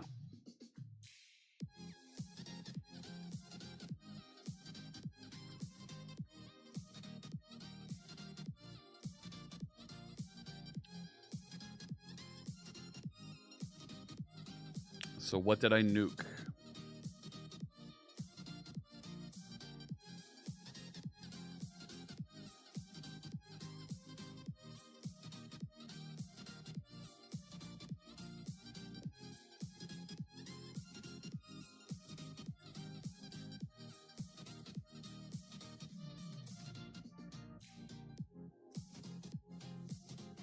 So I specified add roles. No.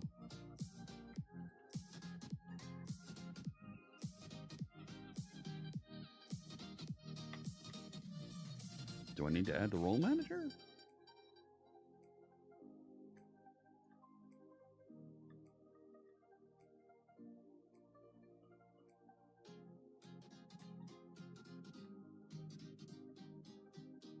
Restart it. Like, we're using the new identity model, so identity role must derive from role manager identity role. Hang on. Oh.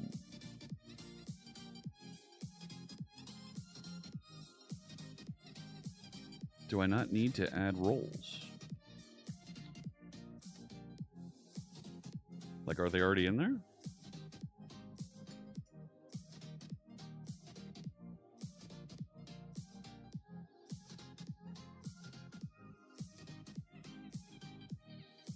Okay. It's working.